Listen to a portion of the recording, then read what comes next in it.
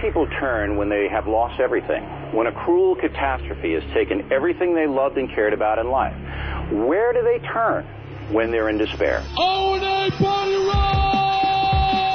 It's showtime, folks. It feels good. It's cool. We're brilliant broadcasters. I'm thrilled. I'm excited. I'm ecstatic. Very respectful. Very nice. There is some shenanigans going on. It just feels right. They're like two puzzles. We want perfect questions. We want some laughs. Some thoughts being provoked and thrown back and forth. I don't like flaky. I like cakey. I want to hug a cute dog. How fake was that? The name of this radio show should be The Happy Idiot and the Sullen Douche. Two total dorks. Am I listening to a radio show? Two DJs and a tranny lover. That's what this program is about, mister. Only creeps listen to this program. Yo, boys, what's happening, man? Turn your fucking radio down! Anyone around here ever smell my ass? It's lovely. Anthony. Come on, we're going to tell you how to get chicks. James. I'm Jim Norton, and I'm a horribly boring person. We just kind of laugh at him. He's getting better, but we got to break him in still. He's a candidate for killing his wife if he gets married. I love E-Rock under the console. Snapple and mayo, your dumps must be lovely. And featuring... Hurricane Ben! Martini Steve! I think there's a degree of mental illness with everybody on the show.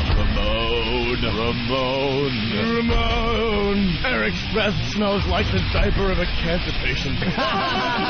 Can I say for the record that this program sucks a fat dick? I got a few ideas that could get us fired. Please use them. Please use them. But enough of this palaver. Let's get the show on the road.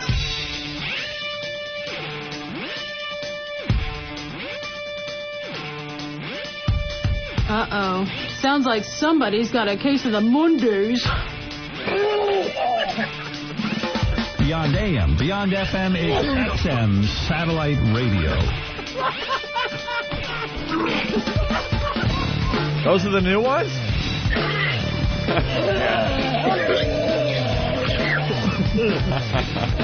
That's great.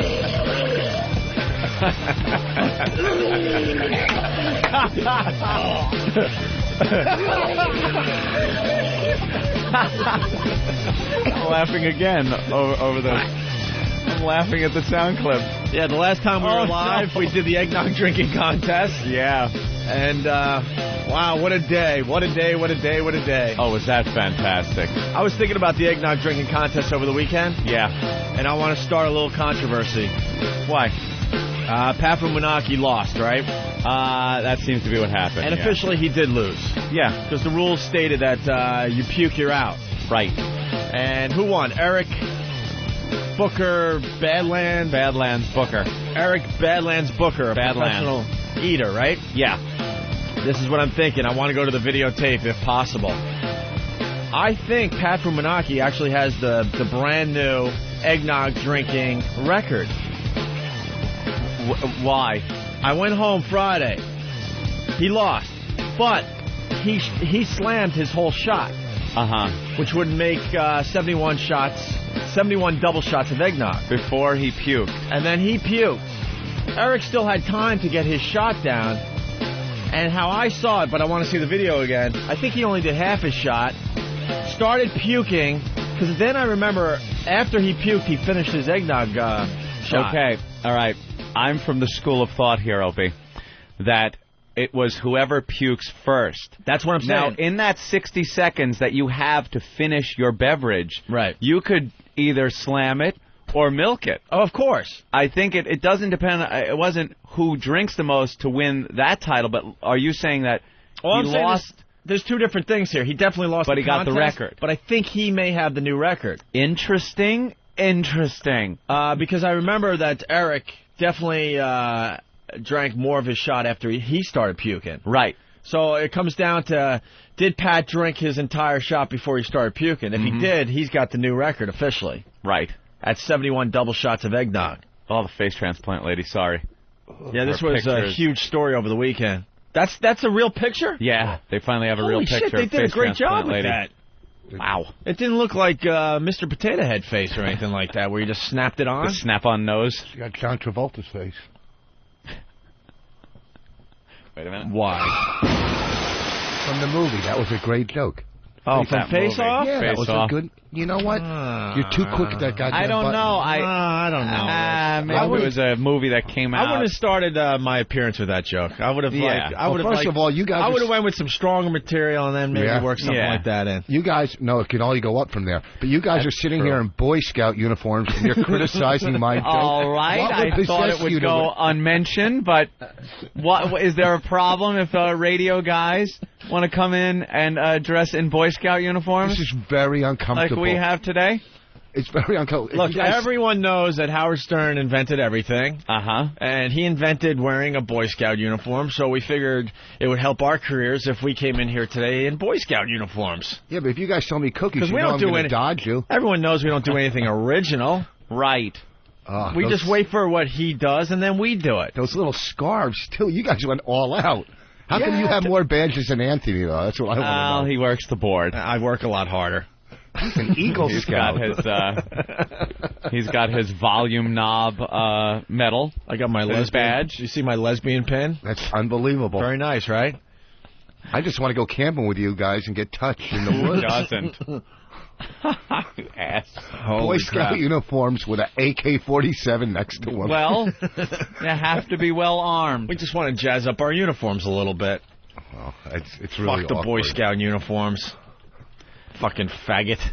That's what I say. Howard's a faggot. Ooh. He was wearing a Boy Scout uniform? Well, we're at the beginning of the Howard Media Blitz, so he's going to be everywhere. Yeah. Yesterday, he came close to crying on 60 Minutes, and now I hear he's going to be in Newsweek or something, and they're showing a picture in the paper today of him in a Boy Scout uniform. Obviously, we're not in Boy Scout uniforms. No. Your heroes would never wear Boy Scout uniforms. That's silly. And over the years, people have suggested that Anthony and I, dress up in stuff. Dress up in dresses and things like of that nature. We have been approached by photographers to do stupid things for the camera. Right. And they say, no, you don't understand. This is going to be a great idea. And we say no. Apparently, some people don't say no. Right. There was one article that they were doing last year when we came to XM Satellite Radio. Yep. And they wanted Anthony and I in an oversized T-shirt together. Big T-shirt, both of us in it. It would have been better just, can you two suck each other's cocks and we'll just snap away. We'll snap away.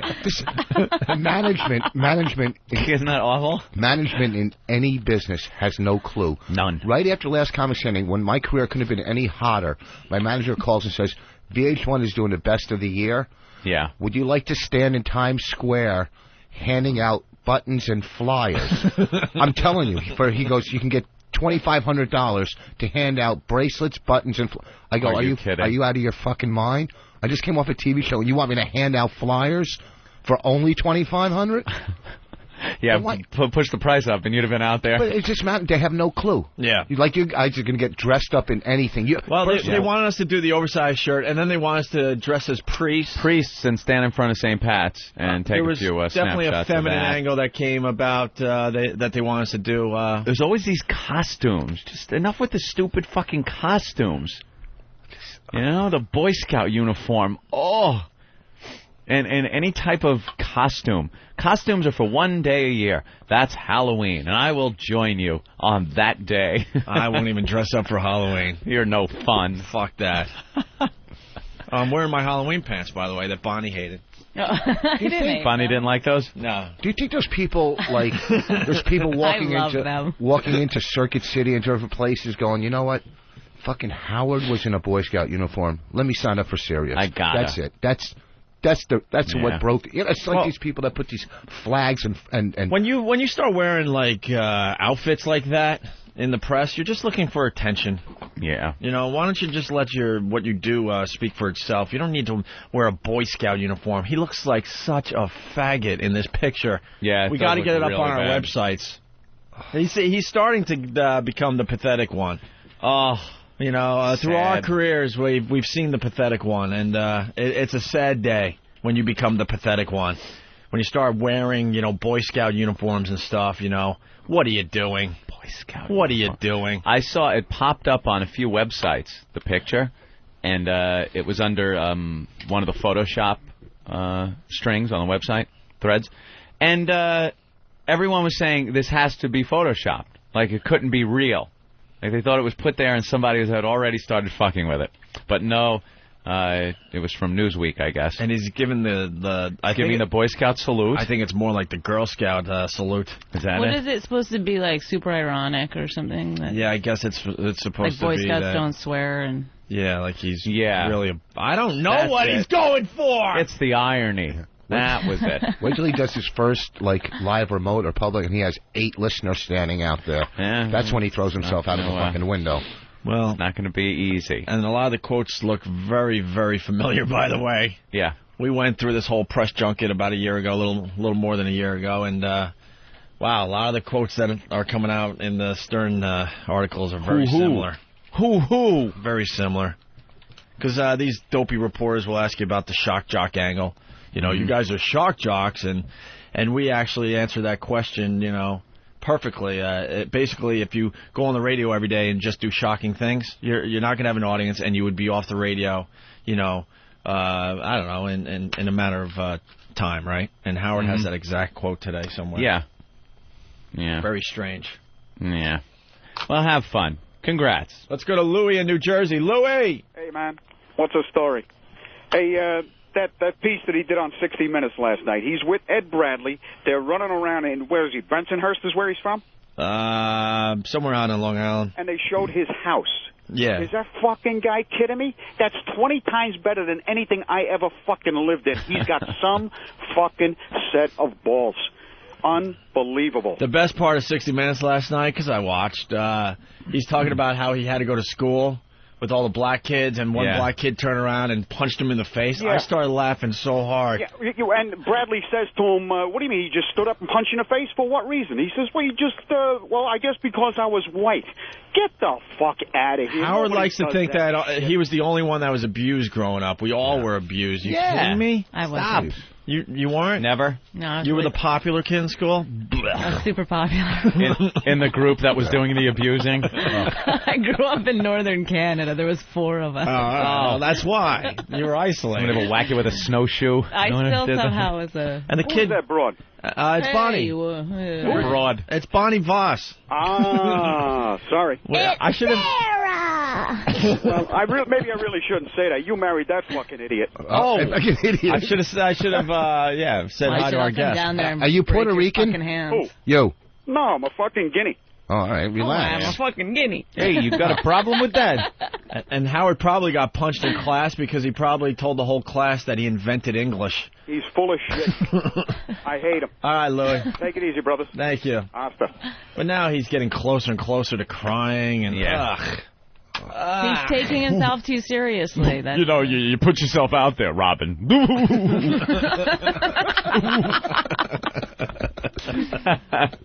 Turn around and punch me in the face. He was just trying to tell the class that he invented everything, and he didn't even need to be in school. He invented black people. My mother said we cannot run from black people. But the problem was my mom stayed in the house all day, and she sent me into Roosevelt High School. And I had a whole different experience. I was a kid, and I had to fend for myself. I mean, I'd be sitting in a classroom, and a guy would just turn around and, bam, punch me right in the face. In the classroom? In the classroom. For what? For being white, or just for whatever. But for anger. I mean, these kids were angry, man.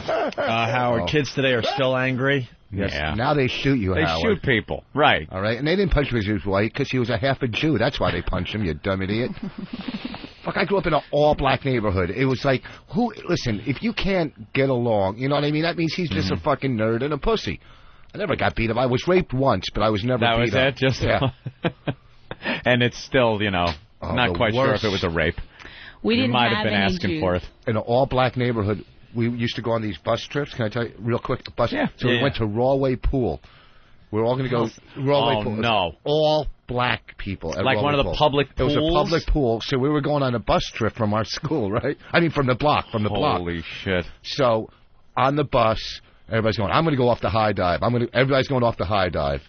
Right? Yeah, so sure. the day's going, everybody goes off the high dive except me and Reggie.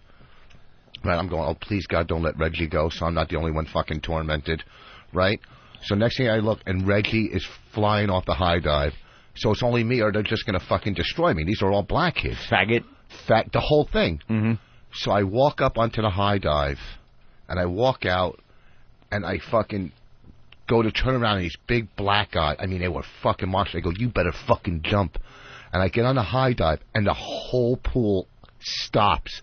Just like hundreds of black people yelling, jump, jump, right? And I fucking turned around and walked down. And that's why I am the way I am now. You didn't go. You didn't go. No, I didn't, but I finally... They should have shanked you halfway down that ladder. It was in Rahway. It was probably the most scary experience of my life. I'm telling you. And I didn't go off it. Why would you go to Rahway Pool? Because it was where the block was going. Was that like a field trip or something? It was a block trip, and it's funny because... You couldn't even tell somebody shit in the pool. That's how many black people were in there. See, now he's got to take it there. Oh, Richard. You didn't get the reaction you were expecting, so you had to go there. Now you had to take it to the next level. Now you had to take it to the next level. Very racist. No, I'm just telling a regular story about black people. How, of course, you get punched. Big deal. It doesn't mean, you know. All right. Well, a Jew getting hassled by black people. Yeah, you never see that. And a Jew complaining about it. Why, is Roosevelt a tough town or something? Long Island, for Long Island, it was, pretty, I guess, pretty bad. Yeah. If you grew up there as a white kid. I don't know. I was in Central Islip. That was pretty bad when I was growing up. It was pretty much the same thing, but, I kind of stayed under the radar. No one ever smashed me in the face, and it was a lot of black people in Central Islip, that's for sure. Did you not leave your house as a kid like you don't do now? No, I was out a lot as a kid, yeah. I'm making up for it now. I just sit in front of my computer and do nothing. Now he stays home all weekend and answers email and stuff. Stays on MySpace like a lunatic, checking for new messages every 2 seconds. What? Somebody writing to me? Someone want to be my friend? Somebody want to pretend they're Opie? Someone's going to be my friend today? This kid really thinks he got me. Good. Well, the MySpace thing is taking off. Norton's got 6,339 friends. Anthony, you're falling a little behind. I haven't updated. I haven't checked yet. And Anthony has 5,426 friends. And Jim Norton's and Anthony's MySpace accounts are on opieandanthony.com. And we're starting a propaganda war is going back and forth. Bulletins are going out to thousands of people that just badmouth each other. And I don't know. I don't see it helping. I'm like the same distance behind Jimmy that I've always been. Like everybody that's signing up to be my pal is also signing up to be Jimmy's pal. No loyalty. No loyalty at all. Well, I was getting all kinds of friends when you had me in your top 8. And as of last night, the military took over. Well, and pushed everybody out. I decided, why should I be like Jimmy Norton and put trannies and people begging to be on the top 8, and then they'll put him on the top 8 and make deals like that. I figured I am putting our servicemen on my top 8. So I could give tribute to the people that are risking their lives and not be a terrorist lover like Jimmy and a smut peddler. So I put all of the guys. Yes, I am putting Howard in his Boy Scout uniform up there. Oh, you gotta. Because that's a branch of the military. You gotta. That's what you gotta do for your top 8. All military guys and Howie in his Boy Scout uniform. Who told him that would be a good idea? And someone's getting pissed at us that we're talking about. You gotta talk about Howard in a Boy Scout uniform. Yeah. Are you kidding? You can't let that one go, ever. All right. Yeah, so I can't seem to get more friends. Can't seem to get any more than Jimmy. Jimmy's doing a great job. Jimmy schmoozes. He puts dirty broads up there, and people go to see the pictures of the filthy whores he has up there. He puts trannies up. It's something for everybody. Do you know how to put all that shit on there and do all that crap? Yeah. Anthony's been building websites since like '88. Before they even had a World Wide Web, I had a site. I was just waiting for the web to be invented. That's right. I love that trannies are sitting around just getting on to MySpace. Yeah. Be my friend. They really Be my changed. friend, Daddy. And they try to pull it off being looking like a girl, and some of the pictures are taken in the most subdued lighting ever. Like, oh, here's Brandy. Hi, I'm Brandy. And you see the picture of Brandy, and it's like a half shot where the lighting is only one half of the face, and that's really dim. So you only see, maybe the whites of the eye. and you go to the site and punch up some more pictures, and you're just like, oh, Jesus. Oof. Well, see, that definitely has a cock. These guys, these comics I talk to, they go, yeah, I'm meeting this girl from MySpace, and, then you see them, oh, she was a pig. You got to have a picture taken. The girl has to send a picture with a newspaper with the date. Oh, you want like hostage picture? Well, yeah, because you know what? You don't know. If she's sending one, before she had that fucking, buffet attack and she's 300 pounds, they're a mess. This kid that got me, he said he was Opie. So I emailed him. He goes... On his front page, it says Opie, but it says, I am holding this page for the real Opie. I don't read any of that shit. I look at the picture. First of all, you sent me yours. Same way he feels about the newspaper. Okay. Yeah, exactly. You sent me yours. I'm going, okay, I can see Anthony on MySpace. All right. Yeah. But then Opie sent me, it's Opie. I'm going, okay, I can't see Opie doing this shit. But I didn't read anything, so I write back, how come I'm not in your top 8? He writes back, well, you did whatever. I'm not in your top 8. So I put him. Then he says something like, why are you on MySpace? Work on your comedy. I go, I don't need to. He writes back.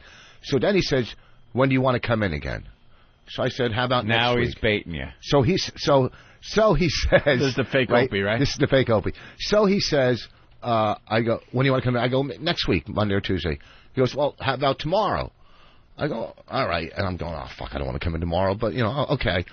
So up to there, he had me. But then I called Ben. Of course I'm going to call and confirm. So I called Ben. I go, what time does Opie want me in? And Ben's going, what the fuck are you talking about? Well, we're on the train. He got you. Okay, no. He just got you. What? He made you call Ben to confirm when you're coming in. Me coming in would have gotten me. No, you even calling Ben, you thought it was Opie, and you thought you were supposed to come in. You called Ben not to say, did Opie really say for me to come in? You said, Opie told me to come in. No. He got you. That's it. Do you think that's getting me? Absolutely. Even worse, I'm going to use a word in a sentence. No. As in, no, I didn't read any of it. Oh, right. Okay, yeah. Okay, so How do you spell no? N-O. Why did you spell it K-N-O-W? Because it was probably... No, I didn't read any of it. Okay, so you An actual post from Rich Vos. Okay, so you make one mistake here and there with grammar. It's not a big deal, or spelling. Okay, I got a lot of shit on my mind. It's not there and there. It's no. No. Everyone knows the no rule. The there rule gets a little confusing at times. I really am trying to think of a way to get you out of this, Rich. I can't. No is just no. You don't sit there and go, wow, is it N-O or K-N-O-W? Yeah. Can I just say he loves to type. So he'll always pick the word with more Throwing letters. in a little extra letter as if it was a clear mistake. Hey, backing up a little bit, the eggnog drinking contest, are the videos up yet? I do believe on They're Foundry. Up, Eric? Were they up? No. Wow, why aren't Why they up the delay? Yet? Where's we Steve? need puking videos. I know Steve was busy making sure he didn't get shot down from a tree this weekend. I might puke. Bonnie rips the headphones off every time I play one of those. Well, because I can feel it in my stomach. Certainly actually, can. It was, I don't know, something about puking is, it's so just funny. always funny. It is really hysterically funny. It's so disgusting, but so funny. Get Steve in here. I laugh like a retard. The pictures from the eggnog drinking contest are up, but we want the video of the guys puking. Hey, Steve, how are you, sir? I'm good. How are you? There it is. Tough weekend for you, I heard. Oh, yeah. Bear season in Jersey opened up, and when he goes out, they just start shooting at him. I know. It's the hardest thing. And then I saw they love calling you up when you come in the studio. I just hear the buzzing, and I know it's them. I saw one picture, one video of you over the weekend where they were actually taking you down from a tree with a big cable hook from a tow truck. That was a little painful. Lowering you down. Big furry Steve. I just wanted some privacy. You go up in a tree, you get shot in the ass with a dart, and they take you down on a cable. Is this bear hunting only happening in Jersey as far as the East Coast goes? No, I'm sure down south. Oh, you got a phone call, Steve? And who knew there were so many bears in Jersey? Yeah. That seems to be the problem. Bear in Jersey. How many did they get? Very strict limit on how many they can get. Well, the bear population is growing in Jersey, and bears are starting to end up in people's backyards and, knocking down mailboxes, driving through people's backyards. And they have to cull the what do they call them? Is it a herd of bear? A pack of bear? Pack, I think. I don't know what I think it's a pod. A pod? A pod of bear. And they have to, and the hunters do that. They go out, but then you get the animal rights groups that say it's cruel. Yeah. No, you know what though? Yeah. The bear love it. The bear really enjoy They it? do, Is that they it? Really, that's one thing animal rights activists don't want you to know. I don't think the hunters are actually saying the bears like it either. I think any hunter would say the bear probably doesn't like it at all. No, the bear enjoys itself. Yeah? Very much. The one thing that I think is disgusting, I would never eat my kill. That's gross. Just kill it, I let would it rot. just leave it there. I'm a vegan. I'm a vegan. And don't mistake the bear for what Norton has on his MySpace, gay bears. It's a 2 different type of bears, right? Gay bears? You don't know what gay bears are? Those big, like Steve. We were at a convention. We were at a club, and they were having a gay bear convention in our hotel when we were at the club. Oh, wonderful. There was like 500 Steves walking around the hotel. Where was this? It was a hotel. We were in North Carolina working the club, Charlie Goodnights, and at the hotel we were staying, they were having a gay bear convention. Oh, my God. What happens at a gay bear convention? I guess they have gay bear, like... there was a lot of hot tubbing. They were all coming in and out of... The pool, it was just... It was, oh, my God, I feel sorry for the filter. I know. All right. They would just get in the elevator and be so awkward. We'd be like, oh, one of the bears. Did you take pictures? You went to a gay bear convention? No, we didn't. Whoa. We didn't go. Well, you were in the same hotel. Yeah, we're in the same hotel. You're rubbing elbows with the gay bears. Yeah. We didn't lay by the pool with them. I'm sure you had a buffet with them somewhere. The gay bears. Oh, that's hilarious. You saw them all around the pool and stuff? Oh, it's horrible. Yeah, they were everywhere. All hairy and hairy. Looked like just a bunch of inner tubes laying around. Hairy and happy. That's what they were. Every now and then, 1 or 2 of them had a little young, skinny boy. You know, you don't know if he was a hostage or what. That's their really fat funny. stomachs hanging over this boy's back. You know, it's going on in the bear room. convention. Who knew? Just hair and cum through the filter. That's just it. Oh.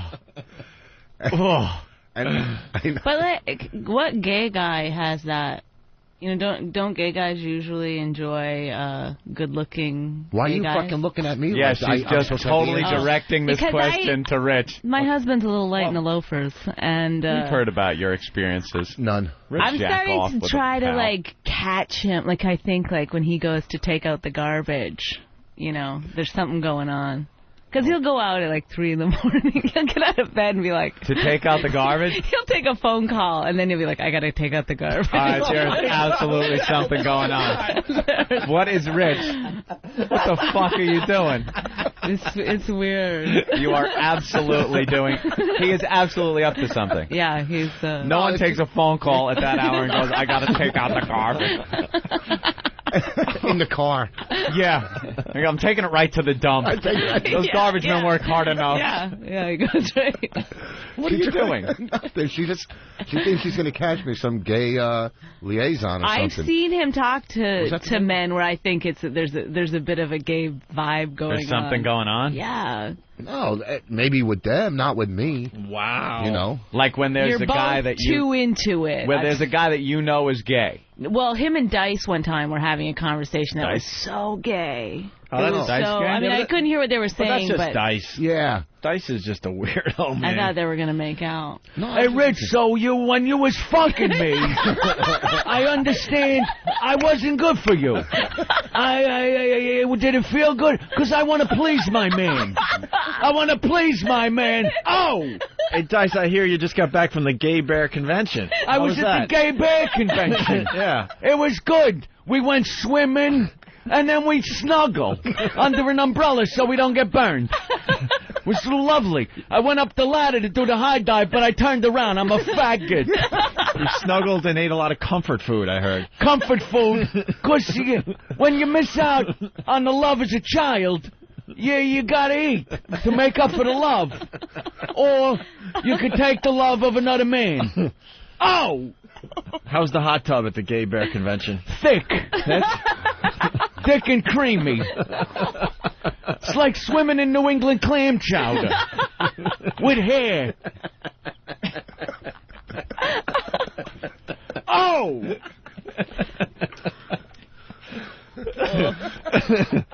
The gay bear convention. Gay bear convention. I'm going to say that all day long. But now, weren't you at that hotel? I mean, I was there with you the last time, but you said you were there the year before. The year before. I worked the exact week. The year before. He knew they were coming. Mm-hmm. Oh, you knew they were coming. No. And let me tell you what happened. Can I just say this? A lot of them were like, "Hey, Rich, good to see you." He's like, they recognize me. They have my DVD, which is not true. No, the year before I was there too. Big fans of Last Comic Standing. Yeah. Last comic kneeling. Can I tell you, he lied to me one time. Who was that guy? Oh, Tucker Carlson? Tucker Carlson was at the airport, and he wanted to go say hi. Isn't he the bow tie guy? Yeah, the bow tie guy. And so, after Rich had his, I wouldn't go meet him, but after Rich had his interaction with him, Rich goes, yeah, he recognized him. But when I walked by, I heard Rich go, Rich Voss from Last Comic Standing. Oh, no. So that's not being recognized? Yeah, no, Rich completely lied to me. It's not being recognized if you say who you are. Jesus, like the guy might have been like, oh, okay, Rich, okay, good. No, he said from Tough Crowd. He watched him. All right. Getting back to Steve. Live. Are we getting video up of the eggnog drinking contest? Yeah, I talked to Chris Hummercash yesterday evening, and he's still editing it. It should be up in both PC form and iPod form by the end of the show. iPod form. Look at that. Right, huh? that's what we're talking about. The future. The future of this show. iPods, things like that. You got an iPod? Yeah. One of the video ones? Speaking of iPods, where's Rich Voss right now? What am I on, Dave? Oh, he's on iTunes. iTunes. Yeah, I have an iPod. You could download. What are you going cricket? I'm on iTunes. You were looking for a huge reaction. Okay, you're on iTunes. That's pretty fucking cool, isn't it? Are you going to download it onto your VHS videotape? What's on? What do you got on iTunes? Like some of your acts? It's from my album. Yeah, my CD. Yeah, that's cool. On iTunes. Yeah, but my iPod, that thing. Welcome to the year 2003. Yeah. Well, you're like the last person to do that. What, to download everything? Yeah, that's great, man. I'm just up all night. We're on Audible.com. Audible. What's that? All our shows are available on Audible.com. And you can download them? Like this show will be available later today on Audible.com. Yeah. We haven't seen a piece of the action yet, and I keep calling Bob to find out what the hell's going on with Audible.com, and he still hasn't told me what's going on. Well, maybe if you guys would wear a big T-shirt, you'd see part of the action. I ain't wearing no big T-shirt or priest outfits or any of that Boy shit. Scout uniform. Someone has an explanation for the gay bears. Let's say hi to Paul. Hey, Paul. Hey, what's up, guys? What's up? The gay bears. I'm a part of it somewhat. It's like a what? It's somewhat. A subculture. Wait, why are you part of it somewhat? Well, I don't dabble in it too much. I don't travel. These guys travel all over the world to go down to like North Carolina. They have these bear conventions, and they're all over the world. They have them in Amsterdam, and these guys travel all over the world to go and just basically meet and go and have sex and whatever. And there's hundreds of them. What are some of the activities? Yeah, what are the activities at the gay bear convention? Eating. A lot of banquets and swimming, because there's a lot of admirers, skinny guys. I like guys, big bearish guys, chubby guys. That's the black guys that like the white fat bears, right? What? The black guys. Like no, there's a lot of white guys like them too. Big fat. I'm a really big guy. I go hunting and everything, and I'm as clear as a $3 bill. Whole acceptance thing, I think. Yeah, but and the skinny guys are attracted to the fat guys, like want to be. Like, are they like bottoms and tops and shit like that? Oh, yeah. That's usually the first question. What are you, bottom, top, versus? Oh, that's like a cocktail hour question? Before the pool? Oh, nice to meet you, darling. That's You bottom? icebreaker. That's the icebreaker. You want to know first what they are. What if, here's a gay question. If you're a bottom or a top, right? You know, when you say, what are you, a bottom or a top, right? Yeah. What if a guy says, nah, I just like oral? What happens? Does he get shunned at the convention? No. There's a top and bottom oral. The bottom is the guy that likes to give it, and top is the guy that likes to receive it. Yeah, but that's fuck. I'm talking about oral, just like you don't want your ass touched or touching ass. Are you allowed still to go to the convention? I just want to know for next year. Oh, yes, of course. There you go. Oh. Rich is just trying to figure out how gay he really is. Would this make a great gay romantic comedy? Like a bottom meets another bottom and falls in love, but they can't ever be together. Yeah. Someone's got to take the initiative. Yeah. All right, Paul, thanks. All right, take care, man. Both there on the bed on their knees, asses up, just waiting. Come on. This is never going to work. Try it. All right, Steve. So the videos will be up later today or tomorrow. Great. For the eggnog drinking contest. Why don't we take our first break? Right. We got Rich and Bonnie in today. And we got lots to do. Sarah. And Sarah Silverman is here as well. My vagina's itchy. I was going down there the other night doing ventriloquism. You ever do that when you're down there? Pretend you're like I was talking without moving my mouth. I know what it is. I'm kidding. Yeah, that was the problem. You weren't moving your mouth. Hi. A cock. Doing Otto and George impressions down there. What would that do? Why would you be a ventriloquist? It's fucking hilarious. How can it be hilarious? Because the whole thing with that act is the guy's lips don't move, right? Yes, exactly. You're right. Her, when you're doing it to her, you can't see the lips. Yeah, but so he's basically just down there going like this. No. Smiling. It's using your tongue and doing it at the same time. That's almost. It's and like talking. Yeah. Right. What would you say? I'm like, hey, whatever. I would just, I don't want this disgust. It's just, you're just trying to spice up the sex life. Were you really laughing?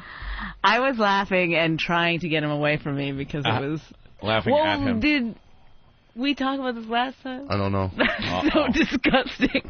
I don't know if we talked about it last time. What? I feel like fucking Stiller and Mira. What? He went to go down on me. He farted when he was going. And I said, I can't do it. I can't do that it. The really moment's ruins passed. the mood. And he goes, it doesn't matter if I fart. It's if you fart. We have to stop. No, it's pretty much whatever she says. Yeah. If you've ruined the mood with some gas. A fart just ruins the mood. It was horrible. You could be making a multi-million-dollar deal, and if someone farts, the deal's ruined. Yeah, deal breaker. It's a deal breaker no matter what you do. I got to get my brain into a certain place, Then she says, later, she goes, can you go downstairs and turn on the heat and the gas? But I don't think, if I was a girl and some guy's going down on me, I just want to fucking shoot my, Well, that's... Yeah, because you're not a girl. You don't... Ruin the mood. It's more mental. Yeah. With the girls. Yeah. I got to think of certain people and stuff. All right. All right, we're going to take our first break. When we get back, I guess we got to talk about movies. Yes. Because Anthony saw a movie over the weekend. Ever. Yeah. I saw the best movie ever over the weekend. Oh, good for you. Bad for me. There's a tease. I love the Harry Potter movies. Oh, you saw the Harry Potter? No, I did not. What? Yeah, they're fucking great. They actually are really good movies. Little Emma Watson's looking very hot. What is she now, 14? She's got little awful little nubs. Yeah. She's working on the little nubs at this point. Cute girl. All right, quick break and we'll continue. It's the Opie and Anthony Show. Your home for good, clean, wholesome family entertainment. Wow.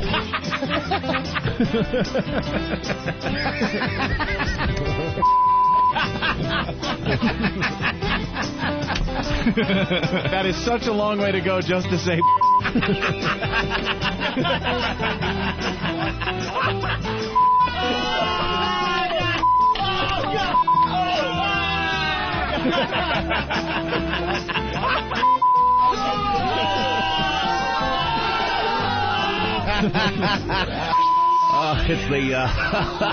It's the Opie and Anthony.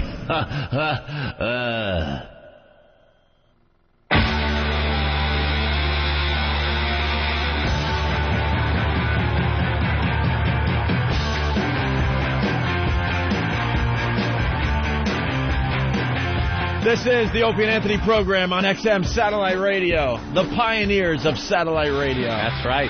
We've been at this for about a year and 3 months now. It's getting more gooder every day.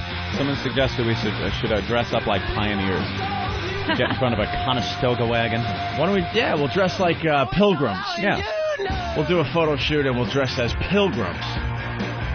Because we need all the attention we can get. We are the first.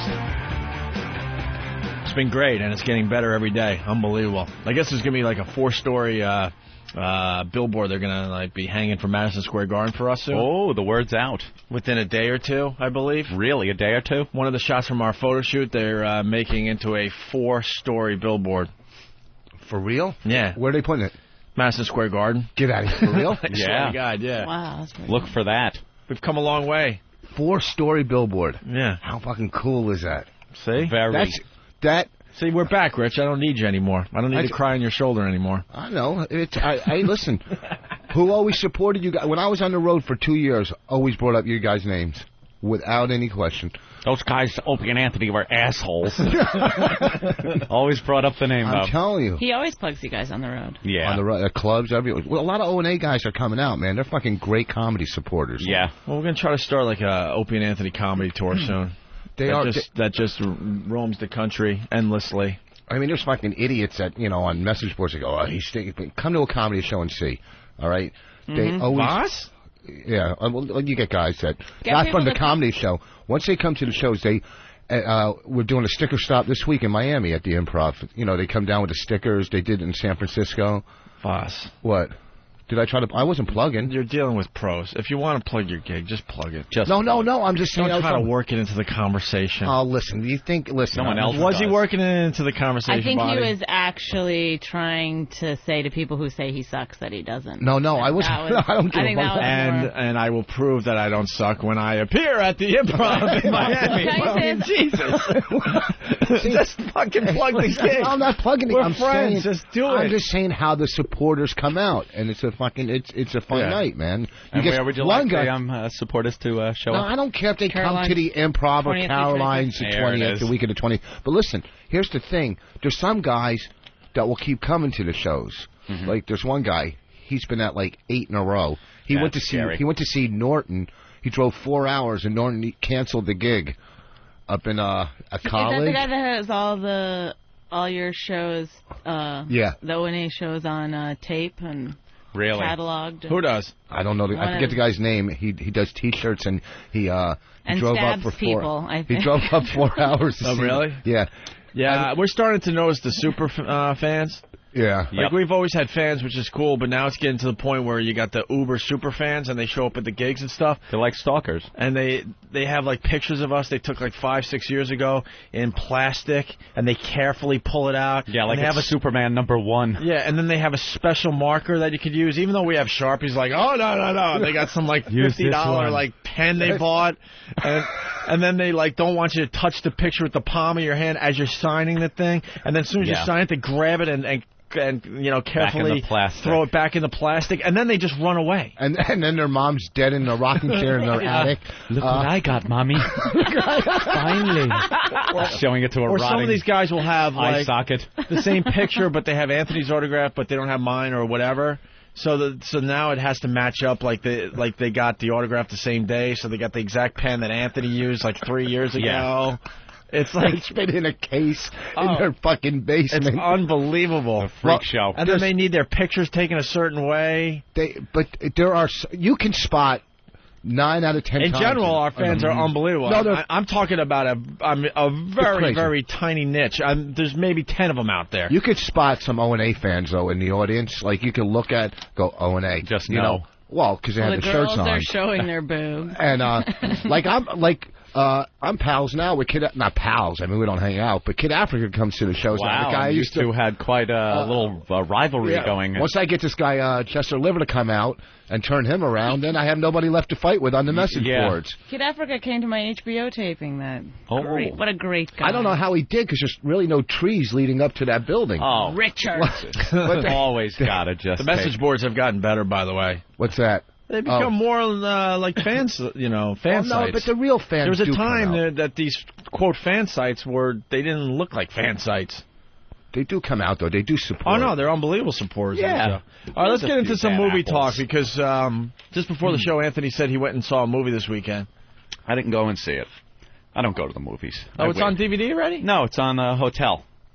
You go to the hotel and you get the new still in theaters. I got you. Yeah.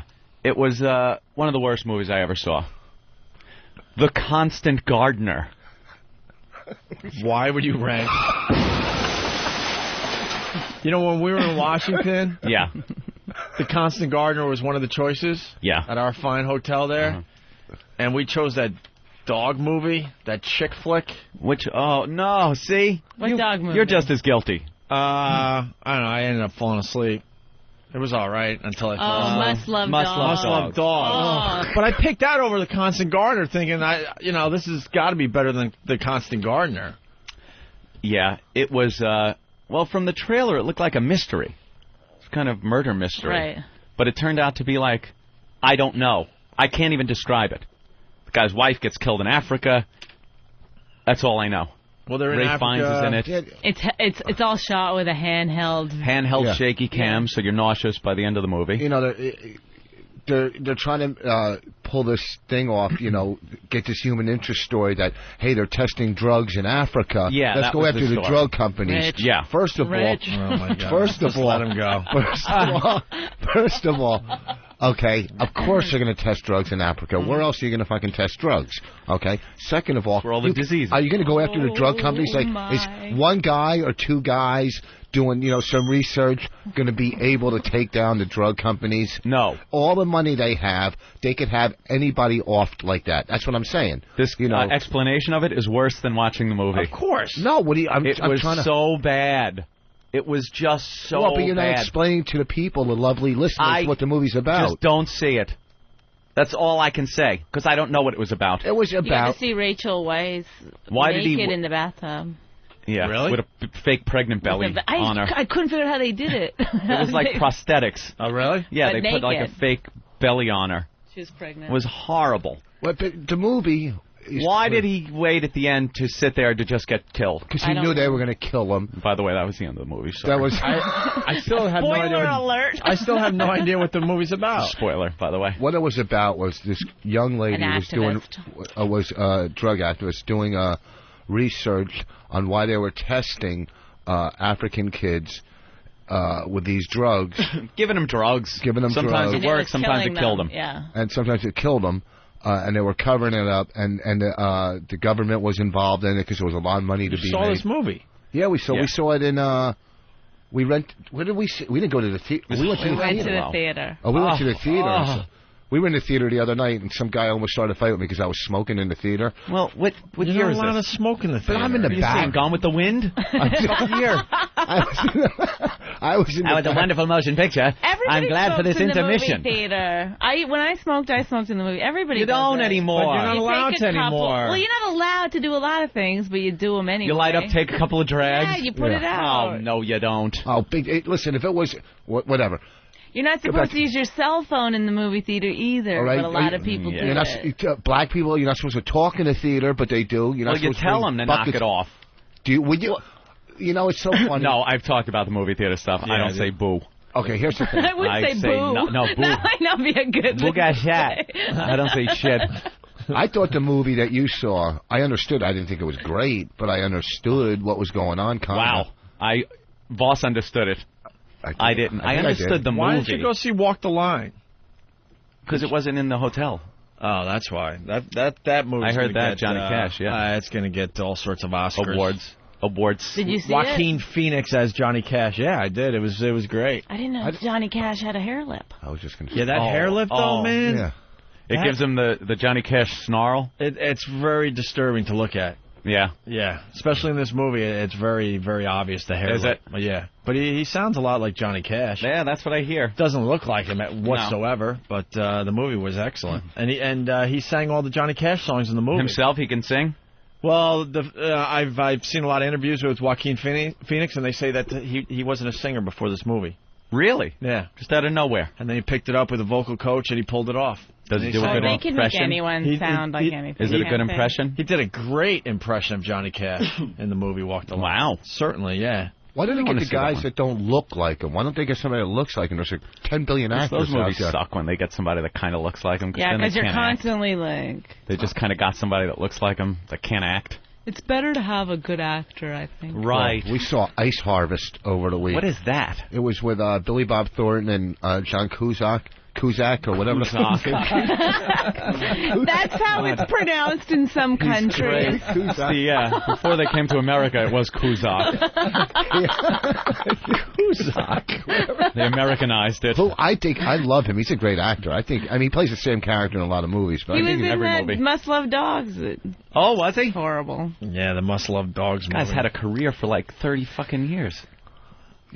Wait, but you watched Much Love's Dog with your girlfriend or something? Yeah, when we were in D.C. Did you cry? I fell asleep, to be honest with you. Actually, you know what I was doing? I was playing my PSP. PSP? That's the greatest invention ever. What's that? Well, because, you know, Oh, my God. instead of turning your TV into you know, video gaming, you could play a video game and While someone else is watching. And while someone else is watching TV, so you could take a peek at, like yesterday I was watching all the football games and playing PSP at the same time. Sweet. Definitely sweet. I almost, on the plane, shed a couple tears when I watched that movie with, what was the lady's name? Heather Lockley? What's her name? The movie? God. And Heather Learjet. Heather Lockley and the girl. The Perfect Man. The Perfect Man. There was some sad parts movies. So what's Ice Harvest about? It's the same old hack premise. What? I don't even really know what it's about, and I think I'm kind of semi-intelligent. But it was like, you know, it was a lot of stuff didn't add up, and they Billy Bob Thornton and John Cusack. I think that's how you pronounce it. John Cusack. John Cusack. Doc's brother. John Cusack. They stole some money from their boss, I think, the mob, and then, you know, they had to figure out a way to, like, get out of it, and the chick, spoiler alert, the girl is, you know, kind of who she's going to go with? Yeah, she ends up, she's going to kill them both, you know. Oh, I thought it was a romantic thing. Well, one, she's, you know, there's it's a strip club atmosphere. There's stuff that just doesn't, I don't know what's going on. How many times had the mob been robbed, you know, and you know, the accountant or lawyer takes the money, and they just fucking end up, you know, going after him. And it gets 4 out of 5 stars in some, I don't know, in something she read. Platt. What's that guy's name? Platt. Oh, he's good. He's a good actor. He's Oliver really good. Platt. Oliver Platt. Oh, okay. Yeah, he's good. He's the only good one in it. You know, and he's comic relief. He's really drunk the entire. So what we're saying is there are real shit movies out there right now. I was just about to say that. Yeah. It's also. Thank God Kong is coming out because there's been a major dry spell. I mean, Harry Potter obviously is a huge movie doing crazy the business. Harry Potter movies. Opie. I think a lot of adults enjoy the Harry Potter movies, especially because they're getting darker. Yeah, the first one. And I hear this one's even darker than the last one. The first one was just for the kids, but ever since they've been getting darker and darker. And Alan Rickman's a great actor too. He's fantastic. Yes, good actor. Hans Gruber. I just can't wait for Kong. Kong's going to turn around this dry spell. Obviously. Yes, Peter Jackson, another huge, massive hit. Isn't he sitting in the rest of the week? I'm hoping. Oh, Jesus. Oh, you know what? I was thinking something else. But yes, someone that... At first I thought Peter Jackson's going to be here, and then I was trying to find out where the Peter Jackson joke was, and then I realized... Actually, Patrice O'Neill will be here starting tomorrow. They can't put... They put 1 out of 50 good movies out, you know, and it's just... Because, you know what it's got to be to make money? It's got to be a movie that you're going to take your kids to see. Because that's what makes all the money. But the adults can be entertained, too. Yeah, but I mean, how are you going to connect... Wait, you don't think... How? They do it all the time. What, with the kids? Shrek, yes. Yes. King the Harry Kong's Potter movies are doing that. Yeah, they're doing great. With the fish. Lord of the Ellen. Rings were huge. Did you see War of the Worlds? No.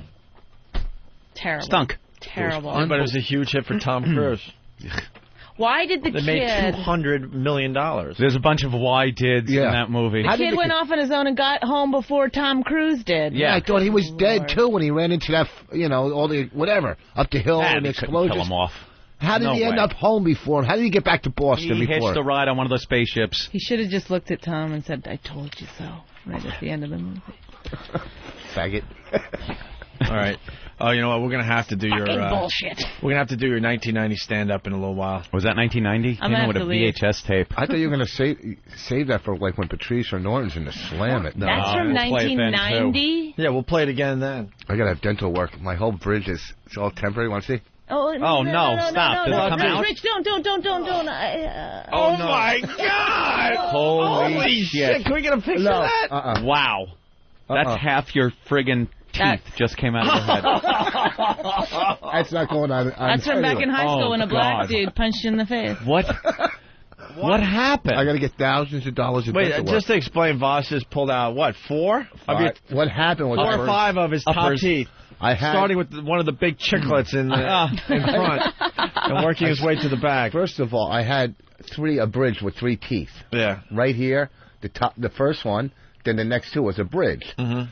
But on the third tooth, the tooth under it decayed.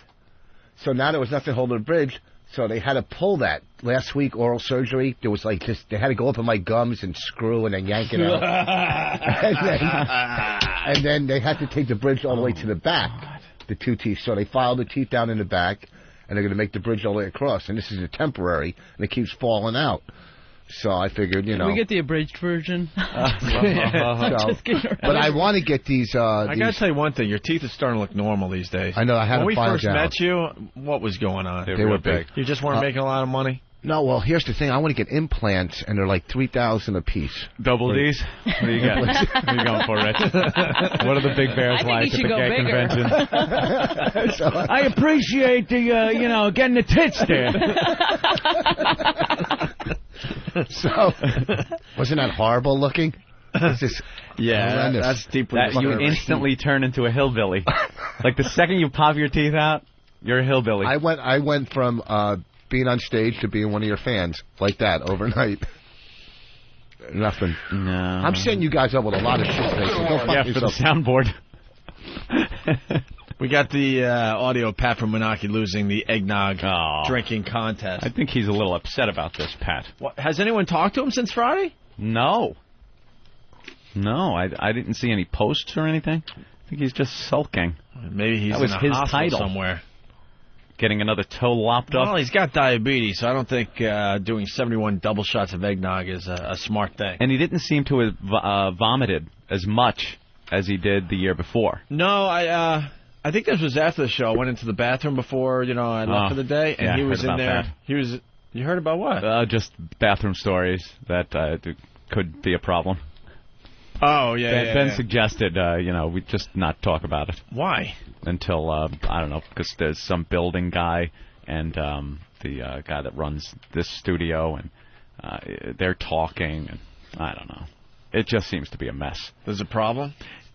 Yeah, apparently someone gave Tippy Tom a flask of booze when he was in here. One of our homeless guys, yes. And then he got lost on the floor somewhere. So he wasn't here in the studio. He was out, and he was in the bathroom.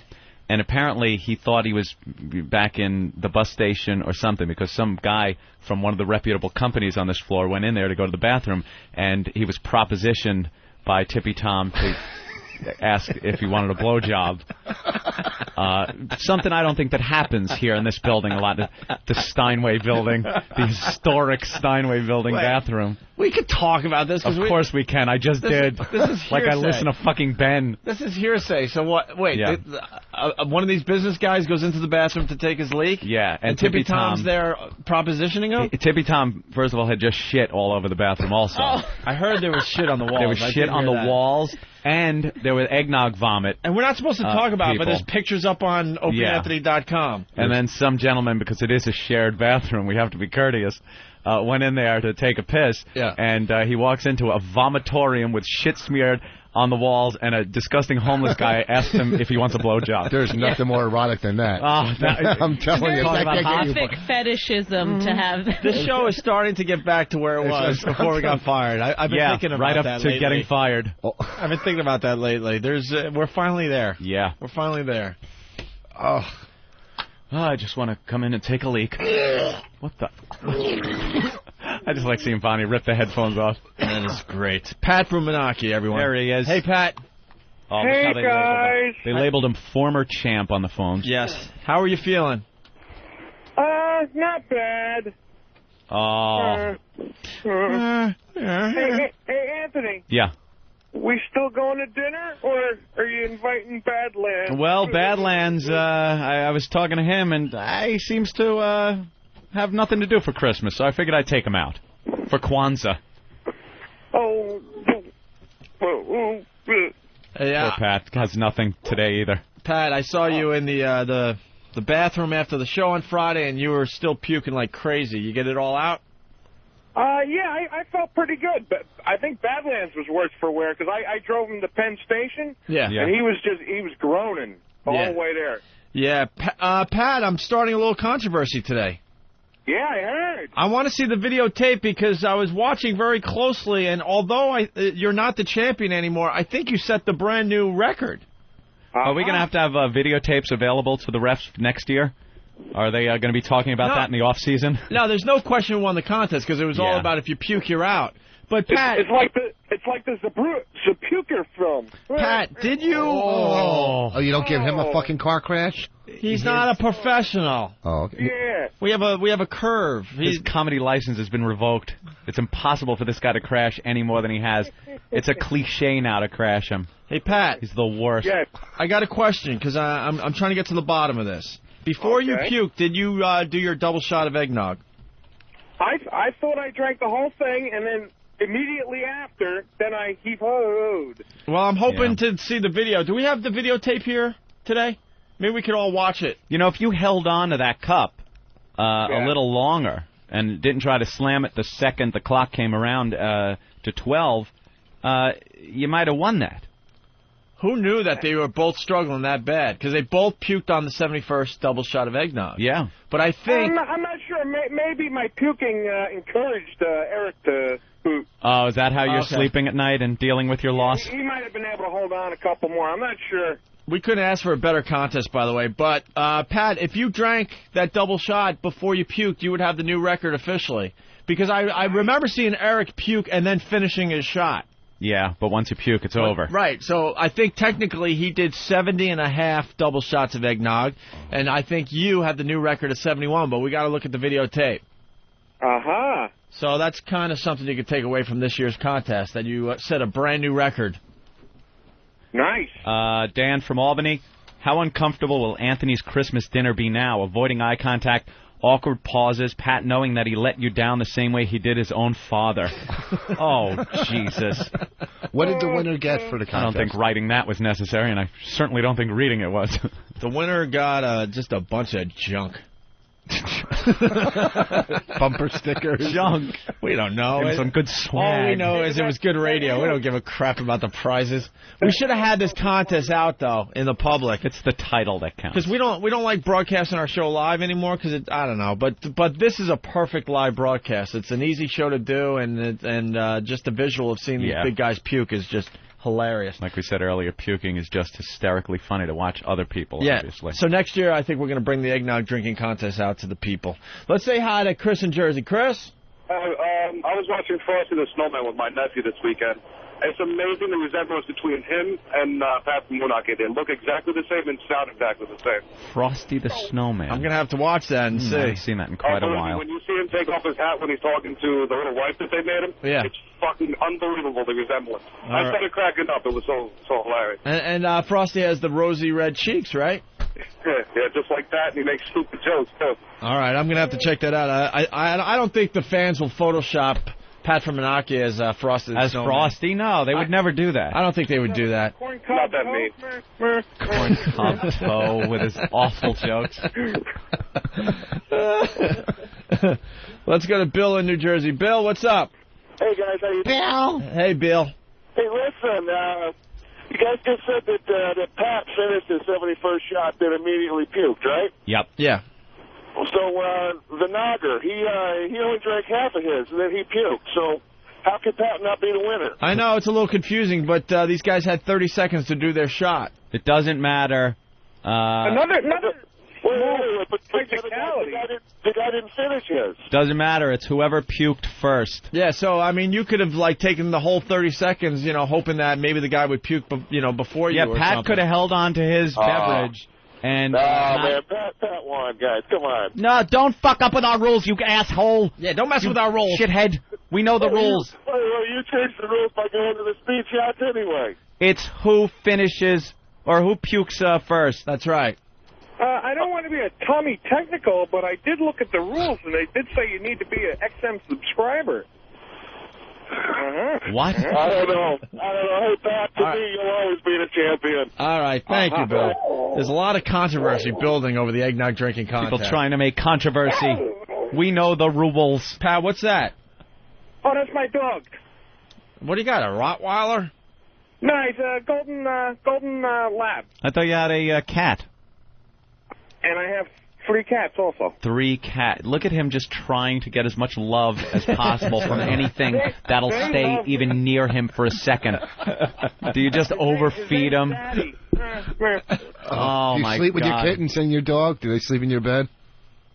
Yes. Come on, I'll make room. Come on in. Come on, Dad. Just like when I was young. Oh, God. His father abandoned him when he was a kid. Did he really? And then he finds him. Yeah. Like Pat knows where his father lives in Jersey, but he won't go over there. What, he'd leave him at a rest stop or something? No, he just kind of left him, left his mom, and just took off. When he was and you won't go... what was the reason for him leaving there, Pat? I don't know. I think it was like before I was 6 months old, so... Oh, maybe he could see into the future. Oh, you know, you're ugly, kid. I'm leaving. Oh, it's not you gotta think. You gotta grow up thinking that you're the reason he left. If he leaves at 6 months, how long were they together before he left? I'm not sure. Nobody ever tells me. I never even saw a picture of him. Oh, and your mom doesn't even like you. They said he didn't like taking pictures, so I kind of don't buy that. Oh, shit. Rich. I think it might be Regis. Yeah, it's very. How he's got nobody. How fucked up is he? Let's go to Jack in Boston. Jack. Hey, morning, boys. You know, you don't need to go to the videotape. You can go to the audio. Pat said he never swallowed that shot. He said he puked before he got it down. No, I swallowed it and then I immediately puked. Yeah. Well, we're gonna have to check out that video. Look at people trying to make controversy. Yeah. We run a legitimate contest. Well, let's go to the audio. Here's the audio of Pat from Anarchy losing the eggnog drinking contest this past Friday. Oh, no. Oh, no. Oh, my God. Oh. Oh, could it be true? Come on, why don't you join in?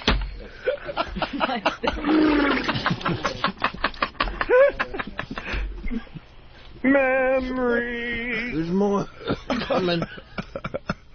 This is a sad the way day. I used to. It's a very sad. Oh my goodness! See what Daddy's missing? Oh, get my cup, dude. It's a very sad day.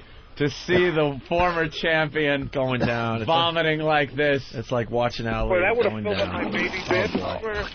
Oh, this is a sad, sad moment for sport, ladies and gentlemen.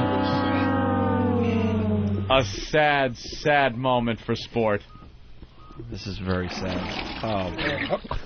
Oh my God, Eric Badlands has started God damn, I could have went one more. Oh, he was so close. Now, what happens? Because they both puked on the same shot. No, Pat puked first. Okay. Yeah, first to puke. Pat puked first. Oh, well. Eric just puked and then finished his shot, threw it in the garbage and said, "Give me the trophy." Eric Badlands Booker. Wow. The winner of the eggnog drinking contest for 2005. Oh. And there it is. That's how it went down on Friday. Bonnie couldn't even listen to the audio. No. I was this close to vomiting? Yes. Wow. Huh? At least I got an anal probe out of it. Is one of my gifts. What? Oh, did he use the anal probe yet? Oh, that's I right. felt like I had the anal probe for the contest. Gave him a butt plug or something that was around the office. Let's go to Will in Denver. Will? Hey, guys, what's happening? Hey. Yeah, I was curious, are the names of old Pat's cats like Dad, Father, and Pops that way, you know? Dad, Father, and Pops. Come here, Dad. Some Friskies for you. Pops, where's Pops? You can abuse them every once in a while and love them and laugh with them. Play That's ball great. with your dog. Oh, is that horrible? And that porno I got was off rental. What? That porno I got was a rental. It had a little sticker on it that had one of those numbers that correspond to the box that it came in. Oh, really? Yeah, so I was handling it with tongs. Ugh. All right, let's say hi to Ryan in New Jersey. Ryan. Hey, boys. Hey. Every time Pat tells his life story, all I think of is Batman Returns. Yeah. With the penguin. Oh, yeah, right. It's a very similar storyline. Yeah. All right. That's all I got. Okay. Someone on the instant feedback is kind of pissing me off. Pam from Manhattan. She's got to learn to listen. Opie, you fucking piss ass. Maybe that opener was what pissed you off. Yeah. Whatever. I've been called worse. Not so much as they say, the rest of her letter, but... Opie, you fucking piss ass. We already know that Pat broke his own record on Friday. That was not a dispute. Why are you trying so hard not to have a new winner? Because the new guy is black? Damn. Stop kissing Pat's ass. Tell Pam to lubricate a pan. I already said that Eric Badlands Booker definitely won the contest. He won the That's contest. not what I'm disputing. Disputing the record. We're just disputing the record. We think that Pat actually had more eggnog. Come on, Pam. And I'm not the racist on this show, Pam, you fuck. There's no racist on this show. Oh, we got some racism on this show, let me tell you, but it doesn't come from me, Pam. All right, Pat, was that a shotgun? No, that was a big truck barreling down Moonachie Ave right next to my trailer. Pat, listen to me. Yeah. You have to go. know. You have to go see your father. Hey, yeah, Pat, can you go knock on your dad's door live on our show? Yes, you bring the cameras. After I went off the high dive, my life turned around. I did it like 10 years later or 10. You got to go see your father. You say, hey, what? You get the story. Hey, why did you leave? And your life might turn around. You might not have to come and drink 71 shots of eggnog and puke.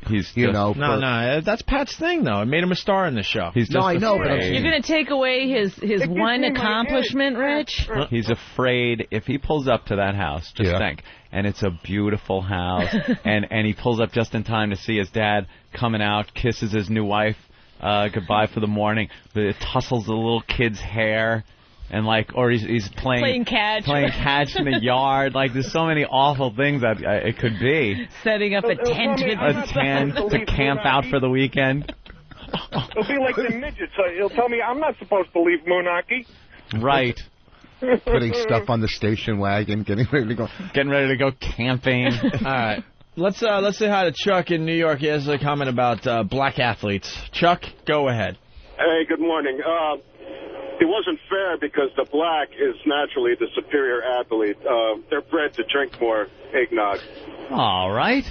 Thank you, Jimmy the Greek. That's Jimmy the Greek, right, from the grave. Right. They're the better athlete. They got stronger stomach muscles. You see, when back in the slavery days, when they would breed for strength, there's Jimmy the Greek just blurting that out in front of the camera, and it was like... And there goes his career. Bye-bye. You just know the cameraman was like... Oh, my God, I'm getting this. I'm getting the end of Jimmy the Greek's career. His long, illustrious career. Keep talking. Keep drinking, Jimmy. Tell us about the blacks and, I don't know, how they run faster. Well, it's that extra muscle they got in their leg. He went on, and it was hysterical, and it ended his career. There you go. Let's go to Tommy. He was in the contest on Friday. Hey, Tommy. Hey, good morning, guys. What's up? Brutal contest. Let me tell you. In fact, I was the one who puked after, I think his name was Jay, was just heaving all over. The sound of him made me throw up. Yeah. The highlight, there were a bunch of highlights in the contest. The one was when the two huge fat guys were puking one after another. Double puking. They were like head-to-head, just scalp puking. to scalp, because we had two buckets. They were leaning over, scalp to scalp, just puking into these buckets. Looked like one of them water fountains. Those guys he was brutal. And then I went into the bathroom. He was in the bathroom puking, made me throw up again. Yeah, the puking. There was a lot of puking going on. There was so much puking going on in the bathroom after these guys left the studio. Tippy Tom smell helps the puking in the bathroom. See, we learned something for next year's contest. Stupid me, I thought when you puked in here, that was it. Oh, no, the puking continued for almost another half hour after they left the studio. Outside. Next year, they're going to have to stay in the studio and just continue puking in the background as the contest continues. And that'll help egg on the other contestants. Yeah, we learn every year to make it better. Yeah. That bathroom was completely violated. All right. Was Tippy Tom in the contest? Take care, guys. Tapping out. Huh? Was Tippy Tom in the contest? No, that guy can't be in anything organized at all. He's drunk. You don't understand what's going on in that bathroom Friday. The guys from the contest were puking like crazy. Tippy Tom is shitting like crazy. Oh. Supposedly it ended up on the walls. He's one of those guys. And it was just a mess in there. He's like the Pollock shitter. All right. I guess that's about it. That was funny. All right, Pat. Pat, what their life at home is like. That was a good one. And you made that joke about the toaster oven. I'm just going around the house. Do you guys talk about the lines that you used on the show on the way home? All the time. Well, we'll talk about lines in everyday life. We'll be like, remember yesterday when I said that? Oh, God. That's a good one. That's right. We'll recap the show going home, what was good, what was bad. Oh, really? Last time we were together, I thought she killed. She destroyed. Bonnie did kill last time. Will you recap, like, your life that day when you go to bed at night? Sometimes. I remember when I made that comment about the sliding glass door. She'll have two fans come up to her, like, after the show and say something nice to her, and, like, 2 days later go, remember my two fans? Like, this is true. This is so fun. This one guy... Oh, hold on. There it was. Teeth are falling out. Rich's teeth just flew out of his head. Hold on, I gotta go. Oh, God. Listen. No, I don't even want to hear what you have to say. Oh, is that disgusting? He's taking ladies.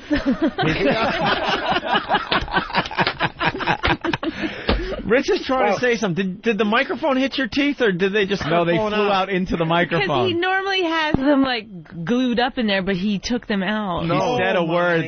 You said a word that just made them fly out of your head. Dude, your teeth were just... It was raining teeth. You know what it was? He was making fun of me, and I used my voodoo psychic powers. ability. Some guy came up to her after a show. Said, you're very funny. And a lot of people do, but this guy came up to her and said, you're funny, can I get your autograph? Can you send me a picture, a headshot? Right? 3 weeks later, she goes, I got to get some envelopes. I got to send that guy a headshot. She remembered her one fucking fan, like from 3 And look weeks how you're looking like, isn't that cute? Fucking fan. No, I know. She has a lot of, don't get me wrong, but it was... I don't have any fans, I'll admit it. And also... You do? I never get recognized, so when it happens, it's kind of fun. You ever get caught using the same Don't line blow up her spot. on a movie? I'm not talking about on stage, Rich. I'm talking about in life. Like you're watching a movie. I've done this before, and it's kind of embarrassing. And Park comes up in a movie, and you'll say a funny line, and your girlfriend just goes, you said that last time. Yes, he does do like, that. Yes. Shit, I forgot. I remember, yes. So I added a little different twist to it this time. No? Nothing? She gives me nothing. All right. Pat, we're going to let you go, all right? Can Rich do duck season, rabbit season with those teeth? Like Daffy's Bill around his head? I'll bring it back. Just Oh. All right, Pat, just like your father, we got to let you go. I think Cameron's going to his dad's house with him, get him all ready. No, honestly, we joke about this, but when we brought this up to him in studio, oof.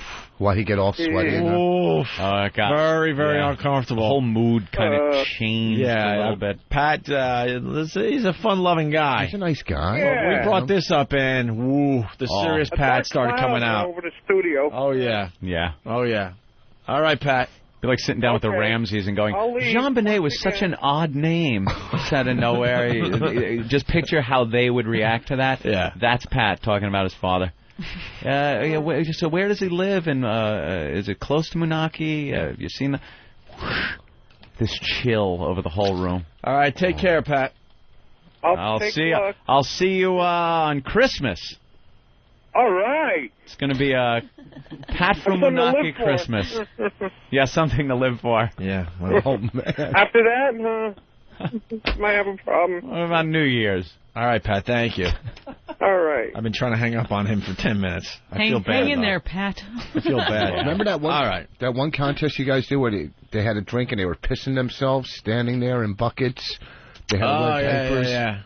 And they had a piss. And, and one guy drank the other guy's piss or something. No, it was. We had people eating clam chowder. Well, that's another one. Yeah. He's talking about the one where we had guys drink until they had to take leaks. Yeah, but it was no piss drinking.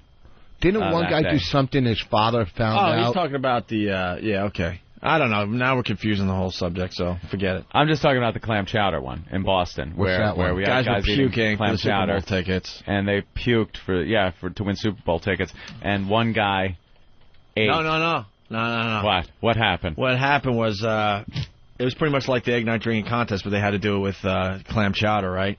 And the last person to puke won the Super Bowl tickets. And in typical Opie and Anthony fashion, the Super Bowl was in New Orleans, I think. Yeah. And we didn't have a way for these people to get there. We just Walk, gave them the tickets. motherfucker.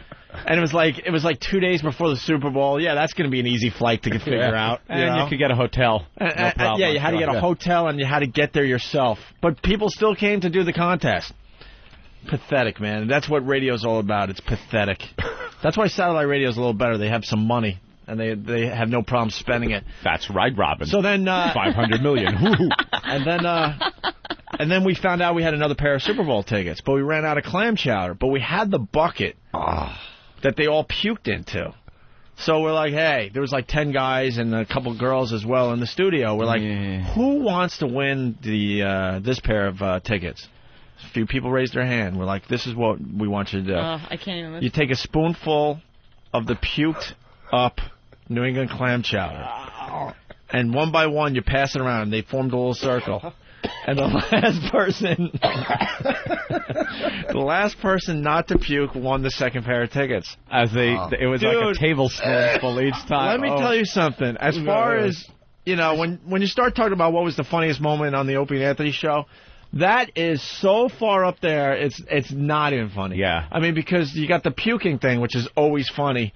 And these guys would just take, just a tiny, teaspoon of the puke and throw it in their mouth. Yeah, we were just having them do a teaspoon. And one by one, watching the people, I guess we figured out. The gag. I think we told them, you had to, not puke for 60 seconds. So they would do the teaspoon of the puke basically, and then you would watch these guys as they're trying to hold it down for 60 seconds. You just watch their face was rumbling, and their lip is moving, and they'd go like, and they're dry heaving, but they're trying to keep it down. And one by one, they just could not keep it down. It was so freaking funny, and they're just passing the puke bucket around. Big puke bucket. With a teaspoon in it. Yeah, all these contests finally coming back to the Opie and Anthony show now that we're comfortable on satellite radio. Remember how it was a little browner than the rest of the clam chowder? Like there was bile in it? Bonnie is not even, she's trying not to listen. I have a really strong gag reflex. It was terrific. I will. All right, if I let it go into my head. Here's the deal, Eric. Write this down. I think Steve still has video from that day. You got to get the video of this up on the website. Please. If Steve wants some hits on his website, some of this video is some of the funniest stuff you'll ever see. All right? Not the actual contest when they finally started taking teaspoons of the of the puke. Someone's also saying you forgot this little tidbit. Remember, Patty's toenail clippings were in the clam chowder. Right. We collected her toenails. Oh, God. And we brought them with us because it was a live broadcast in Boston. We were doing our show from New York here. And we noticed and we had to go up to Boston. Were horrid. So, yeah, she got a pedicure, whatever the hell it's called, and we kept them in a little baggie. And we brought those up with us. And dumped them into the puked up clam chowder. And we were eating the clam chowder with bits of Patty's toenails. Oh, is that horrible? Let's say hi to Keith in Rhode Island. Keith, what's up? This is Pete from Rhode Island. I'm sorry, Pete.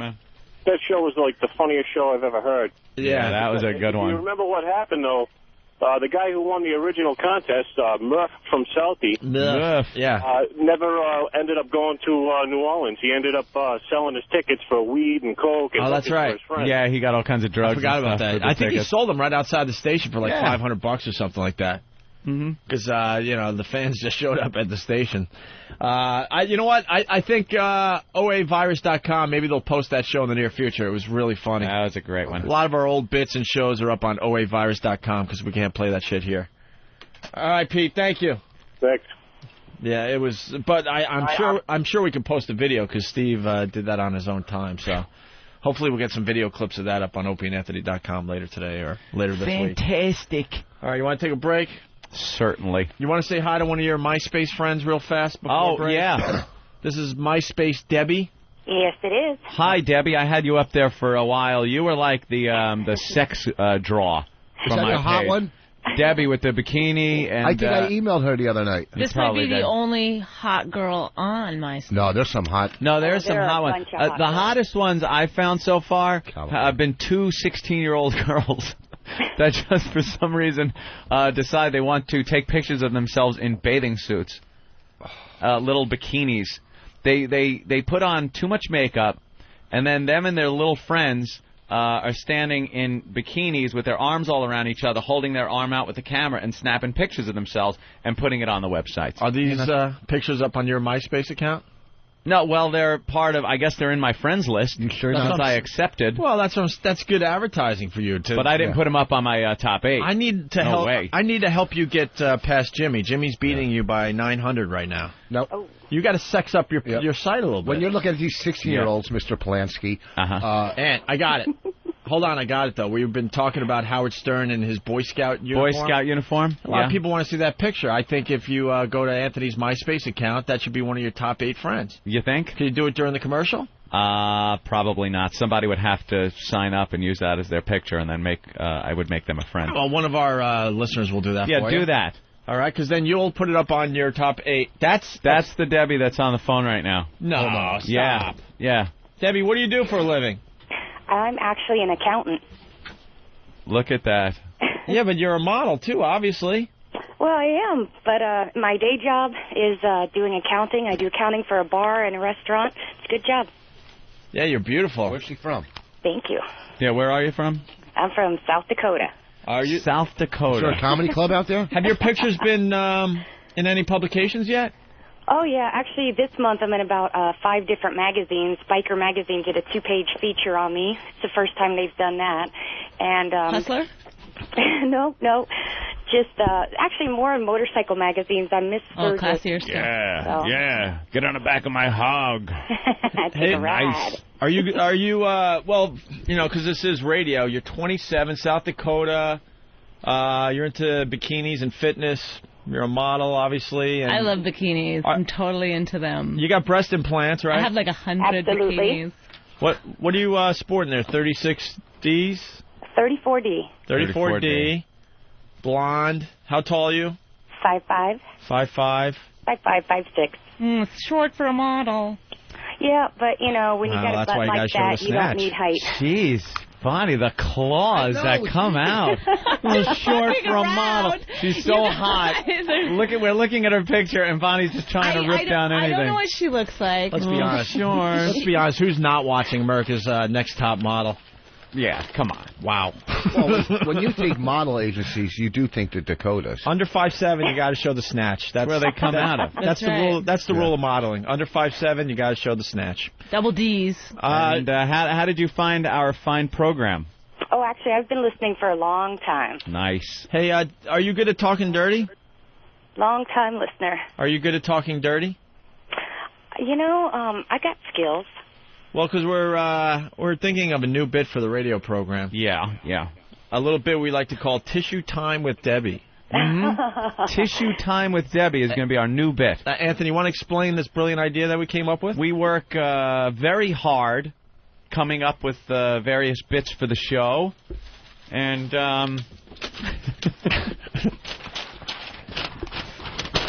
this is a new one. That's right. We brainstormed and came up with this.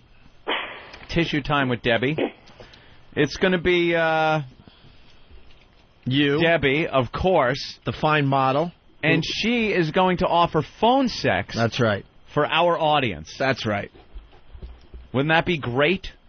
That sounds great, but we should change it to towel time with Debbie. Oh, you need a whole towel. Fuck the tissue, right? Exactly. Yes. Or socks. Will you be up for doing Tissue Time with Debbie? Sure. All right, it's a new bit here on the Opie and Anthony Show. I say we do it this Saturday on this fine channel. I like it. Saturday's good. Would you be? And then our listeners, what they would do is call in. Right. And it would be live phone sex. Right. Like you would hear on a phone sex line. Right. But only on the radio, uncensored, you're getting it all. That's the right. whole thing. That's right. Wow, that would be a great radio. What do you think, Debbie? Do you have a man in your life? Well, nobody serious. All right. Or you could just, read Penthouse forums and stuff and talk about how you're naked and stuff to a national audience. Uh-huh. Yeah, and what I'd like to do, et cetera, et cetera. Exactly. Are you naked right now, Debbie? What's that? Are you naked right now? I'm just wearing a robe, that's it. Just the robe, nothing just underneath? Just a robe, having my coffee. Are you alone? I am alone. You're alone? Well, how about we do tissue time with Debbie right now? Oh, how great would that be? And remember, you could do anything. Like, there's no restrictions on what you can say. You want a guy to call up. Anthony, you better make Debbie one of your top 8 before this bit starts. Debbie, if you want a bunch of new friends today. I have all military guys on there, but I'm willing to put in something like a USO friend for the troops. Right. And that would be Debbie. If we could get a guy on the phone now, we could do our tissue time with Debbie, our new bit. That's a great new bit. That we're featuring on the Opie and Anthony program. That's right. You heard it here first. Mm-hmm. Let's see. Debbie, can you talk dirty to a guy right now? I can. All right, and you're naked? I am. Will you rub that snatch? No, I will. She got her robe on. Okay, Sarah Silverman doesn't want to hear this? Why doesn't Sarah Silverman want to hear this today? I love Debbie. Maybe I should talk dirty to Sarah. Okay. No, we need a guy. All right, we got John from Whackbag. All right. Hey, John. Hey, how you doing? Do you like our new bit? This is great. Somebody should have come up with this a long time ago. Yes, yeah, tissue time with Debbie. I did. It's called 1-800. John, are you in your car? Yes, I am. How can he can't spank it in his car? Yeah, we don't want you spanking if you're in your car. I'll pull over. I'll pull over. I'll pull over. By the way, Anthony. Yes. Hold on a minute. We might want to. His phone's a little crappy. Oh, he's gone now. Anyway. Gone. Oh wait, is Debbie gone? I swear to God, I didn't do that. Oh no, Debbie! Oh my God, the phone's going nuts. No, we gotta get Debbie. Are you sure you didn't hang up on Debbie? I hate to have to do tissue time with John. I'll do it if you guys want. You would too, wouldn't you? All right, take your cock out. Come on. Everybody who's listening, take your cock out. Very good news, Anthony. The chowder eating video is linked up on opieanthony.com. Fantastic. Watch how many people check out this video today. Now, it's the video of just the guys eating the puke, right? We don't need the whole contest. That's what I was trying to tell you guys. Well, now we have to wait for Debbie to call back. God damn it. Why don't we take a break, Anthony? I gotta go put we were going to do that. teeth. You have to glue them in? Go like this. What's in your hand, then? It's some, like epoxy type stuff you put in to hold it in. Epoxying your teeth in, sir. You are epoxying your teeth. It's not epoxy. It's, like dental shit, recap or something till, if your caps come loose. Yeah. It's a real nightmare. I got to go to the dentist. You getting the implants, though? They're going to screw them right into your skull? Well, I'm not going to get the implants now. I'm just going to get... That's what I'm working on. What are they going to fasten that to, then? To 2 teeth back here and this tooth here and here. 4 teeth. They'll fasten. Jesus. And, but I'm going to get... Are you running out of places to fasten these new teeth in your mouth? I'm going to have to get implants. They're $3,000 a piece, and they drill into your bone. $3,000 a piece, and they go right into your skull. If you need money that bad, you can be part of our Money Snatch contest that's coming soon to the show. He lacks a snatch. Well, as far as we know.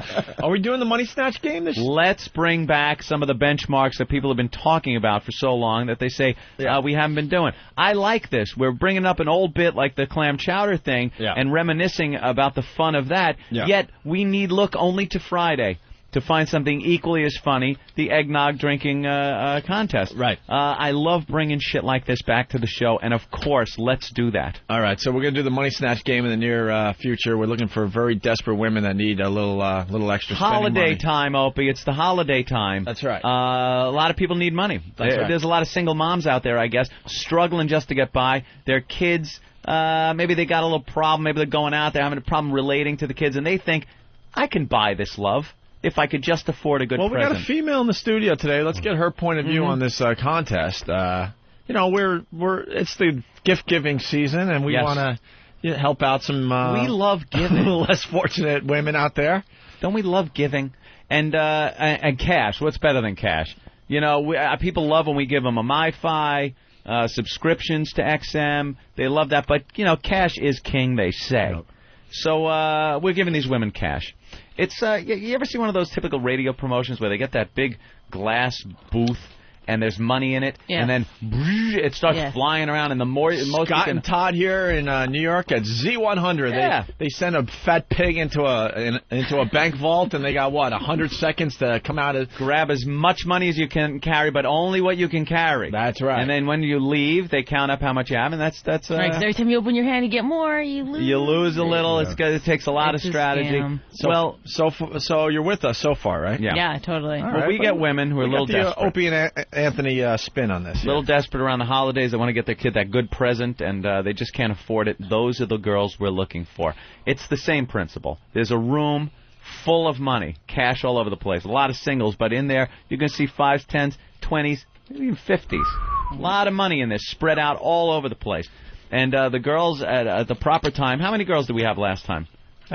About 10 or so. About 10 girls are in there, and they have to pick up as much money as they can in a set amount of time. I believe we gave them... probably 102 seconds. One of those things, 102 seconds. The trick is, they can't walk out with it in their hands. Let's just put it that way. This must be... They can't use their hands. That's why it's called money snatch. You're snatching the money up. That's one way. But see, the money can only come out of the room shoved in their snatch. That whatever money they can put in their vagina, they get to keep. You guys ought to be careful. These are all women who've had kids, right? Some might of get them, out of there with a lot of money. They might have Some the of big them. badges. We've noticed, and the strategies that were going on. One girl just had a pile in front of her, slowly rolling it as tightly as she possibly could, getting as many of the big bills in that roll before she finally, jammed it up there. Others, just fistfuls like cabbage, just shoving cabbage. Trying to, yeah. So I like the roller technique. I think that one. And one of the funniest parts of that one was when the girls were counting their money at the end. The end was great, but during the contest, what the girls were doing as a strategy was getting on the floor, raking money into piles in front of them, and then starting to roll it and insert it. Now, that's not really the spirit of the game, is it? Because then, they're all just kneeling on the floor, not much action. So that's when Rick came by with the leaf blower. Yeah, we'll have a leaf blower. And just started blowing their piles of cash all over the place so they couldn't stack it up. So there's a little more dignity ruining. So you see the studio, we're going to clear everything out. And we're going to have money hanging from the ceilings. It'll be on the walls. It'll be all over the floor. All over no the floor. coins. No coins. Oh, maybe a couple of rolls of quarters. Not a bad idea, See actually. any girl's a real sport. Because, let's put it this way. If you want to shove, that's $10. That's $10. You want to put it up your ass, we got nothing to say about it. All right, girls? You want to make an extra 10? You want to make an extra 10 and shove that roll of quarters up your ass? That's right. God bless. Can they put it God in their bless. mouths? No. It's dirty. Funny It's about dirty. that money? Yeah, you don't know where that money's been. Dirty. Might have been from the last time we played this game. That's right. We know where the money's been because we have played this contest. Money So snatch the girls will march back. in naked. So you can't be You have to come into the studio naked and leave the studio naked.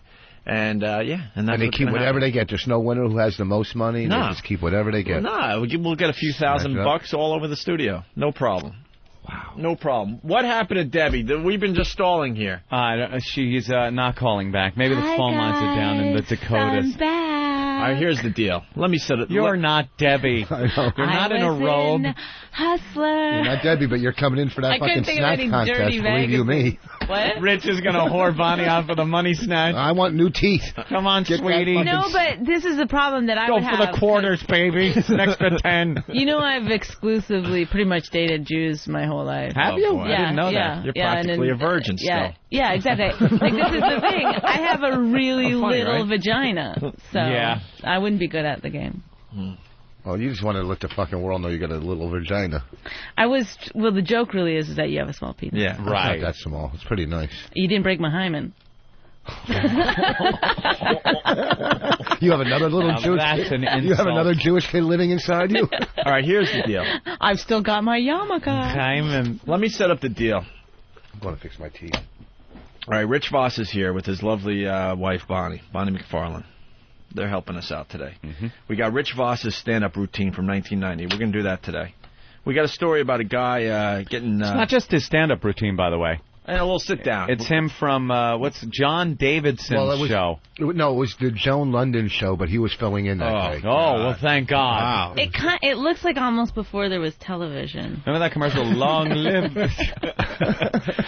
Remember the commercial? Long live the dry look from Gillette. That was the hairstyle he had. And your hairstyle was beyond any... And believe me, I went through many years with probably the worst hair ever.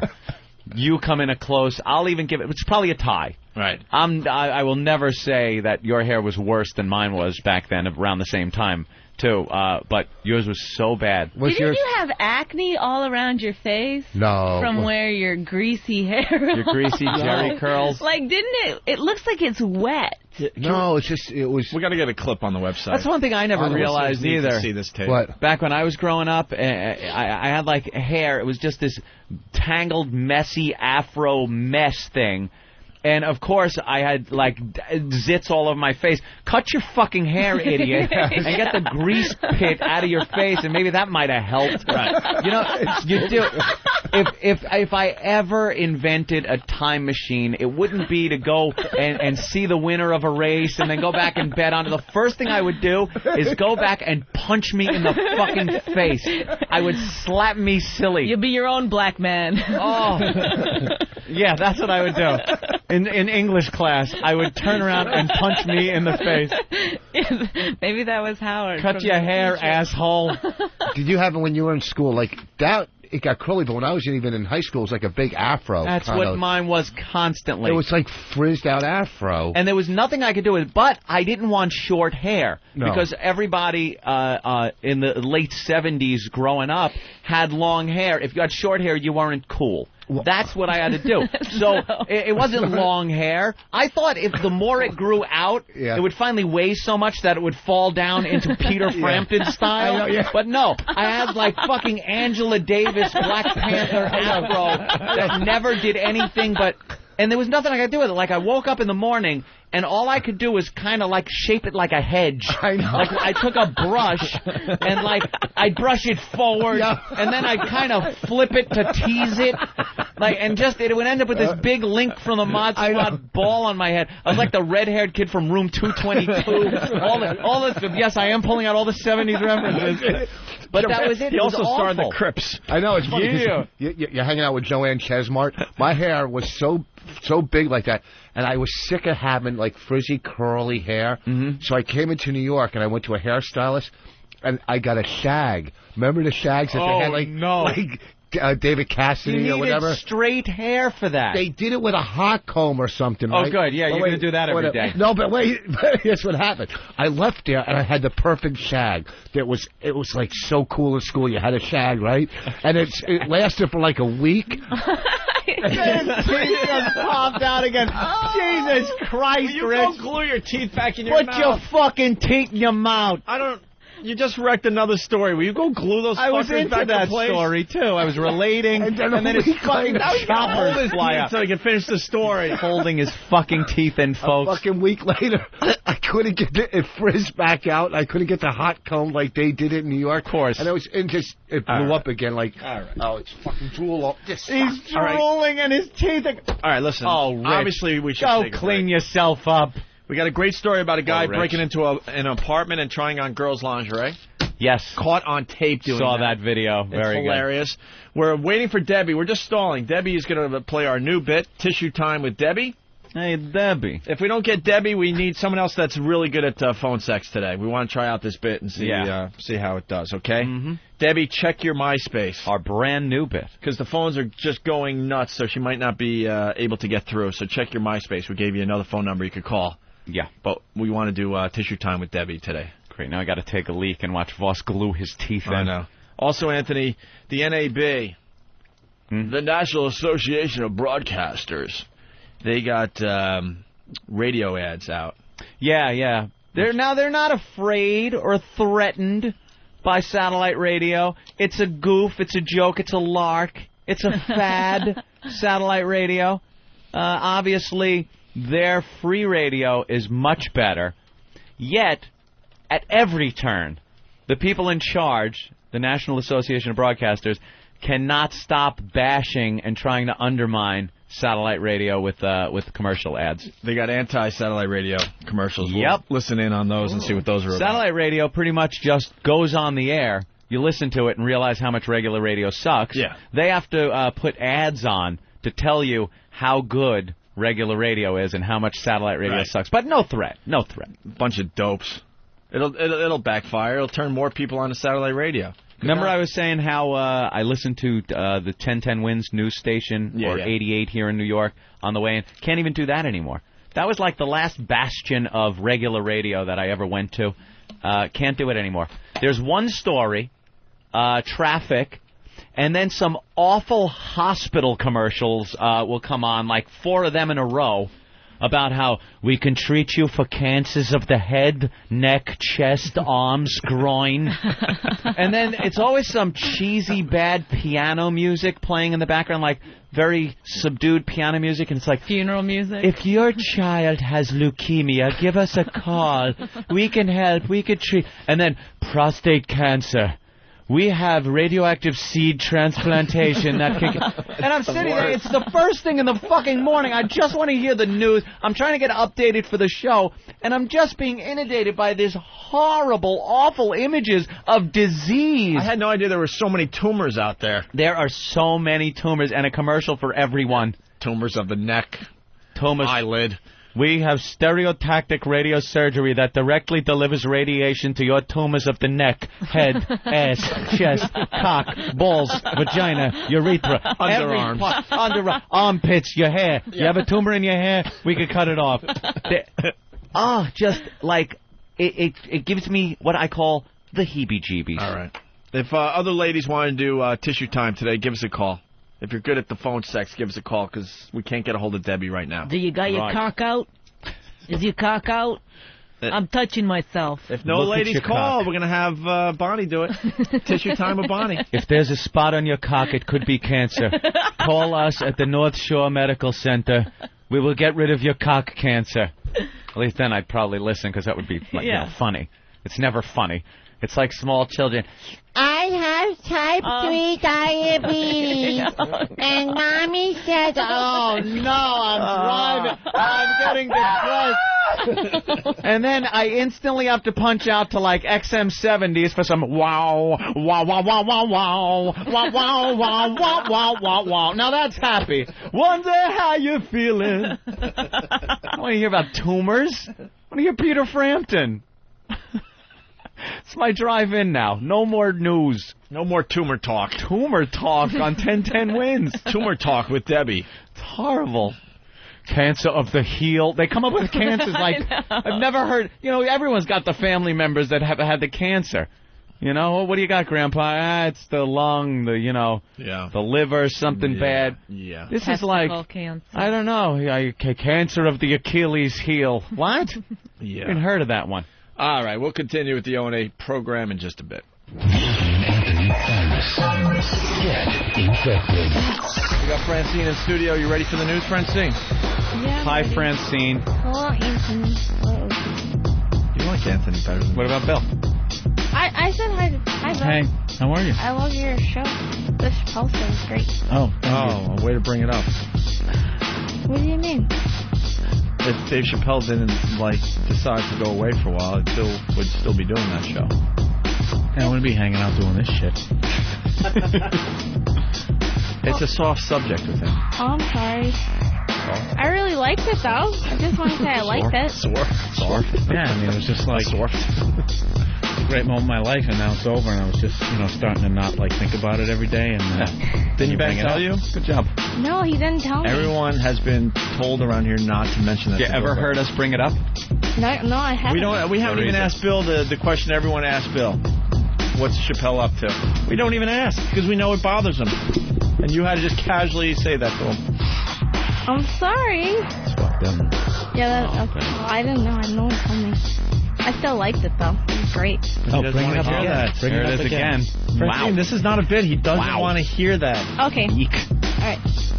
Apologize to him. I'm sorry, Bill. A little late. A little fucking late. Well, this is a little uncomfortable. I'm sorry, Bill. I told you to not fucking bring it up. They're testing you. Oh. Don't ever bring it up again.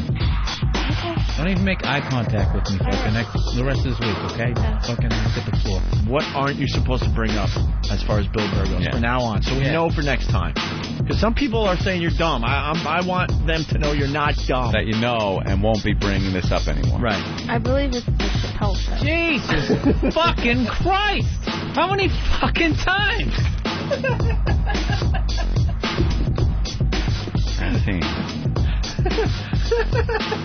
I was just getting past this fucking shit. Don't bring it up. Unfucking believable. Don't bring it up. Okay. Now you know, finally, you do know that this is off limits. Okay. Verboten. Never again be brought up. Ever. Okay. All right, why don't we get this out of the way? Repeat after me, Francine. Yep. I, Francine. Hi, Francine. Will never. Well, never. While Bill Burr is in studio. While Bill Burr is in studio. Bring up the Dave Chappelle show. Bring up the Chappelle show. Oh, my God. Get her out of here.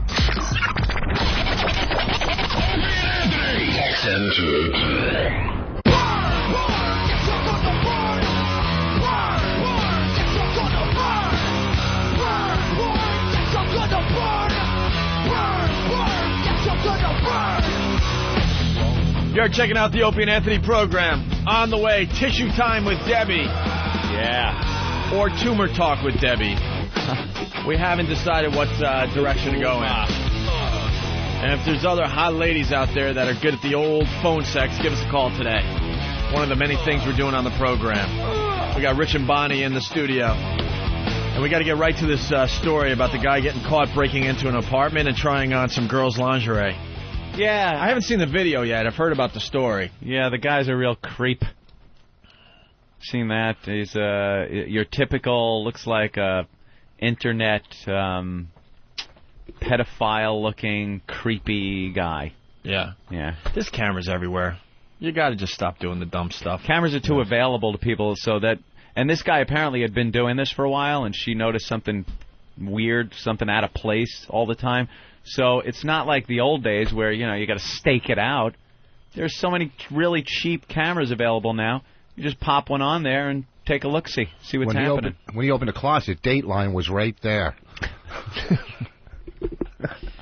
All right, not bad. How about the guy that walked in naked? Yeah. He just took the clothes off. Oh, the date. Okay, yeah, the Dateline story is fantastic. It is one of the best things that has been on TV in the last 5-6 years. Pedos. We're going to show you now a home intrusion caught on tape.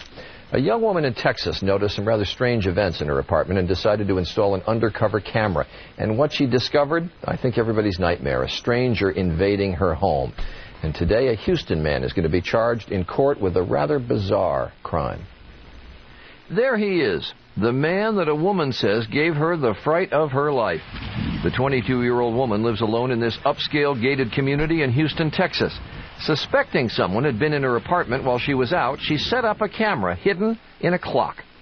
She kind of thought maybe somebody was just messing with her. She didn't know how serious it was. Here she is coming home to check the camera. And here is what it caught. A man sneaking in, prowling around, and not for the first time, police suspect. From what we've gathered, he's probably been in that apartment at least 6 times. Wow. And she noticed, things out of place, I guess. Put a camera there. And... Ah! What happened? Oh. Oh. The face transplant Face picture. transplant. They keep popping that up. That's like a biggie. It's like a monkey's mouth. It was a partial face transplant. Yeah, they kind of went around her nose. It got the full nose and all around the mouth and some of the cheek. Kind of looks like a little bit. Like and a the chimp. chin. Looks like a chimp. Yeah. They just kind of snapped it on there and sewed it on. But she's got to take all kinds of anti-rejection drugs for the rest of her life. And even that's not a guarantee that can just be rejected by your body. Can you imagine? So all of a sudden, your face just starts rotting away. Starts with a little pimple. Maybe that's like no pimple. It's a fucking poltergeist moment. You're in front of the mirror just pulling your face away. It's like you're looking into the ark. Whose face?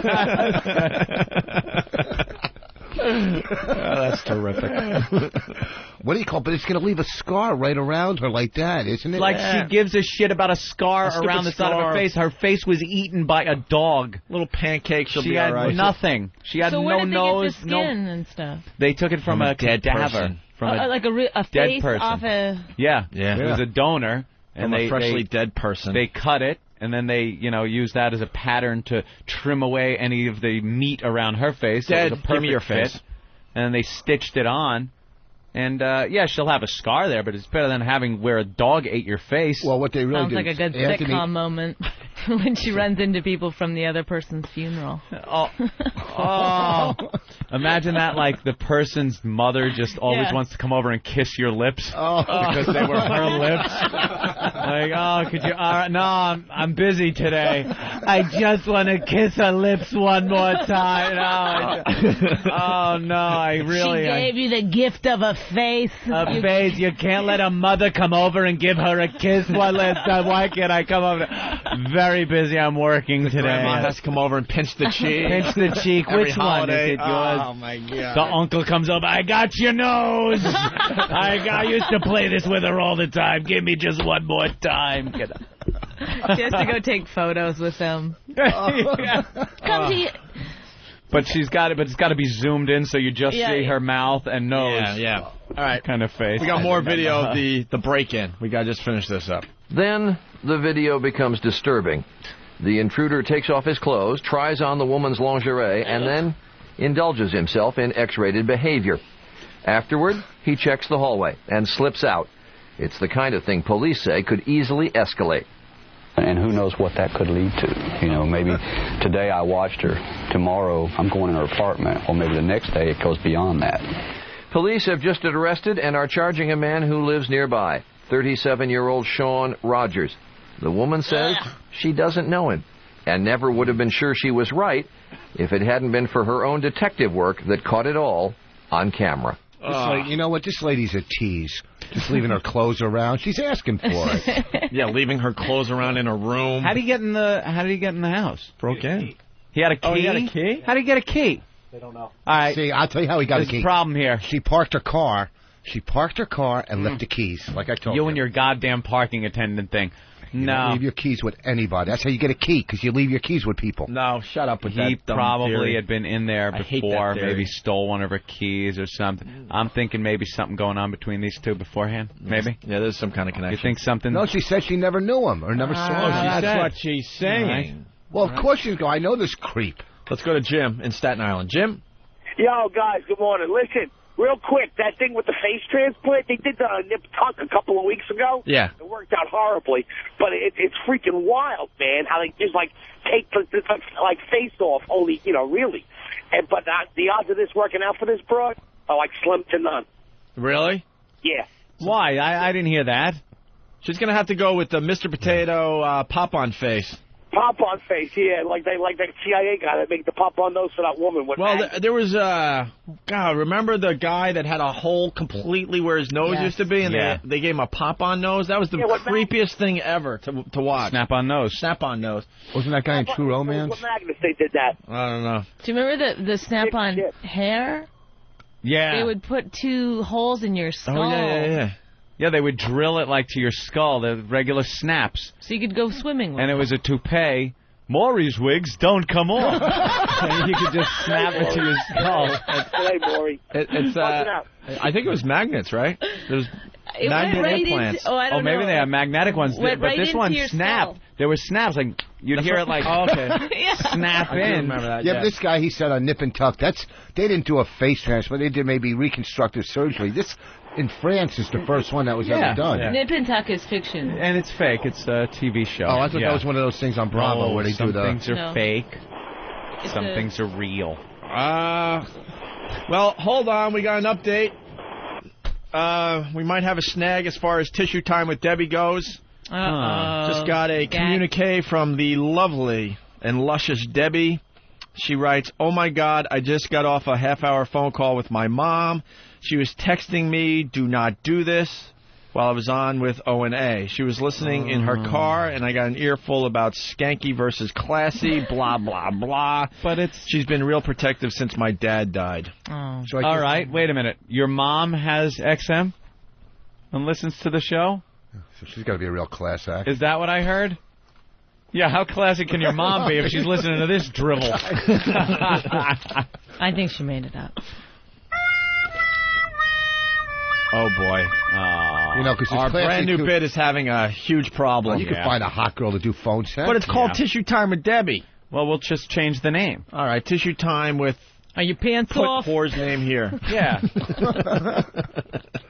How about All right, we need a girl to take one for the team. If you're good at the phone sex, you got to call up. I'll turn you gay. Is that how good you are? Yeah. Just be like, you know something? I'd rather have a man ass. After me, you'll want to take the garbage out at 3 in the morning. Let's go to Mike in Oh, Indiana. no, don't act like it's my fault. Yeah, really. I love how I wish the listener... See, this is why we need a webcam in here. The fact that after every line Rich says, he's got to push on his teeth with his thumb. You know when his joke's done, he pushes on his teeth. There's going to be no stepping on anything Rich says today. And you know how I know pathetic he's done. Just pushes up on his teeth. It's like a scene from Nip and Tuck. Normally making fun of him, but I feel bad. Yeah, you want people to come to your show, man. They're going to come. I'm going to get them fixed. My teeth. No, don't even have them fixed. Just do your you whole see it act. flying out into someone's with the chicken possibility that they're going to fly out in the middle of your act. By the way, this is how pathetic he is. We took a break finally, right? We only have a few moments to go do what we have to do. Some people go and get a little breakfast or a cup of coffee. Others go take leaks. Rich goes to the bathroom. He only has enough time to do one of two things: either glue his teeth back in, or smoke a cigarette. He chose the smoke a cigarette. The tar holds it in. I thought you were going to the bathroom to glue those suckers back in. I got some glue in. Huh? Do some. A little bit? Let's go to Mike in Indiana. Mike, what's up? Hey, what's going on, guys? Hey. Hey, another sitcom moment for the face transplant is when when the donor's uncle comes over and puts his cock in her mouth while she's sleeping. Push it out. Oh, is that awful? Who the hell are you? Shut up. Lay there like you used to. No one's going to believe you. Oh, is it really a rape if it's not her face? Yeah. Right? Who's gonna? The Someone's victim got to is, figure this stuff out. The victim is technically dead. Right. You could maybe get a necrophilia rap. Someone's really got to figure this stuff out if we're going to go down these roads. And the uncle leaves by saying, "And I hope for your sake you don't get an ass transplant." Nigel from Kentucky. Hey, everybody. Hey. There's actually a guy that lives in Maceo, Kentucky. I saw him on Ripley's Believe It or Not and read about him in the paper. He's got his entire face had rotted off, and he's got a snap-on face that includes eyes, nose, mouth. Yeah, he had the creeping crud, Oh, he had the skin-eating disease. Yeah. And I saw that on TV. Away. That's hot. How do you get that? He lost everything, man. He lost from, just make a circle from your eyebrow, above your eyebrows, all the way down to your mouth. You ever see Westworld? Everything was gone. You ever see Westworld? Yeah. Remember when they took the robot's face off? Yeah. To do maintenance? That's exactly the portion of his face that was missing. Well, but if he got this disease, couldn't he stop it somewhere? No, you can't stop it. And the gross part was he talked about how he could reach in with his fingers and clean out his sinuses. Yeah. Oh, Jesus Christ. And he's trying to blow people in the bathroom next to Tippy Tom right now. Oh, God. How gross. Listen, we got Debbie on the line from MySpace. We got to get to the bottom of this tissue right. time with Debbie thing. But first, Wendy in Nebraska. Hey, Wendy. Where the hell is Nebraska? Oh, God, guys. Well, I know how creepy guy got in her apartment. Oh, they how? never changed the locks when she moved in. You think he might have lived there before? Yeah, I had a friend that lived there before, and he had a key. That's how he got in. You must change the locks of your house when you move in. Every 2 weeks. Rich Every says 2 no? weeks. No. Every 2 weeks. What are the odds that the guy that used to female. have the key is the same type of guy that likes to wear ladies' clothing? That doesn't... Right. You know what I mean? He got the keys, a freak. All right, go take out the garbage. Let's I'm just. What do you mean? I'm giving a great explanation. That's not it. Where's Debbie? Can we get her on the line here? Or we're talking to her. Oh, here she is. Okay. Oh. Debbie from MySpace. Debbie, hi. One of Anthony's friends on MySpace. Debbie, you're letting down the whole nation today. I know. I just got so much shit from my mom. She just freaked out. Now, she listens to the show? You know, she usually doesn't, but I told her I was going to call in, and how did I know she was actually going to listen? She doesn't get mad when you ride for a weekend and do crystal meth and sleep with bikers? No, that doesn't bother? her. No. Oh. No, it's just... Or post Spread Eagle in a magazine, that's fine. Actually, see, my dad and brother died of brain tumors 2 days apart, and...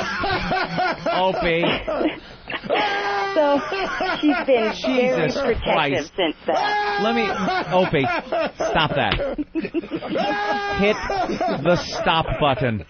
He is so sensitive. That...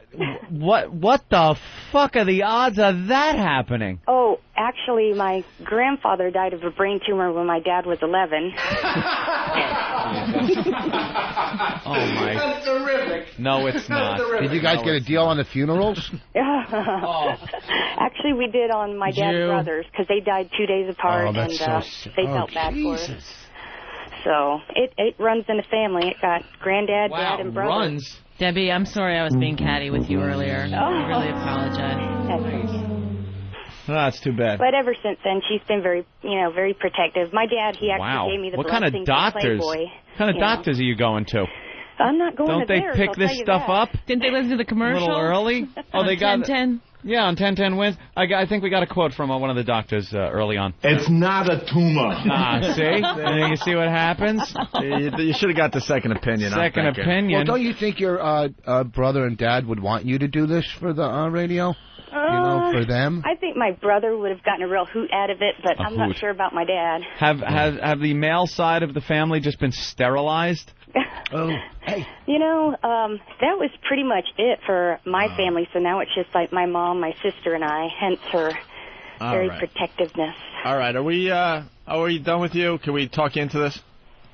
Talk me into... Tissue time with Debbie? Towel time with Debbie. I think as long as my mom's listening, she's going to give me... All right. Wow. Opie got an answer, and that's it. That's how radio works. Too bad for everybody. Put out or get out. That's all right. We'll find another one. Now we need another woman to help out the team today. We need another woman to play Tissue Time with blank. Right. Your name will be in the title and everything. Yeah. Your name's the title of the bit. Right. We got a bunch of guys standing by. They want to do Tissue Time. We talk dirty to one of our fine listeners today. You can have phone sex with what's her name. You'll be jerking off. You touching the head? Yes. Does it have a tumor? This is what satellite radio is all about. I'm very happy that we've come up with a brand new bit today.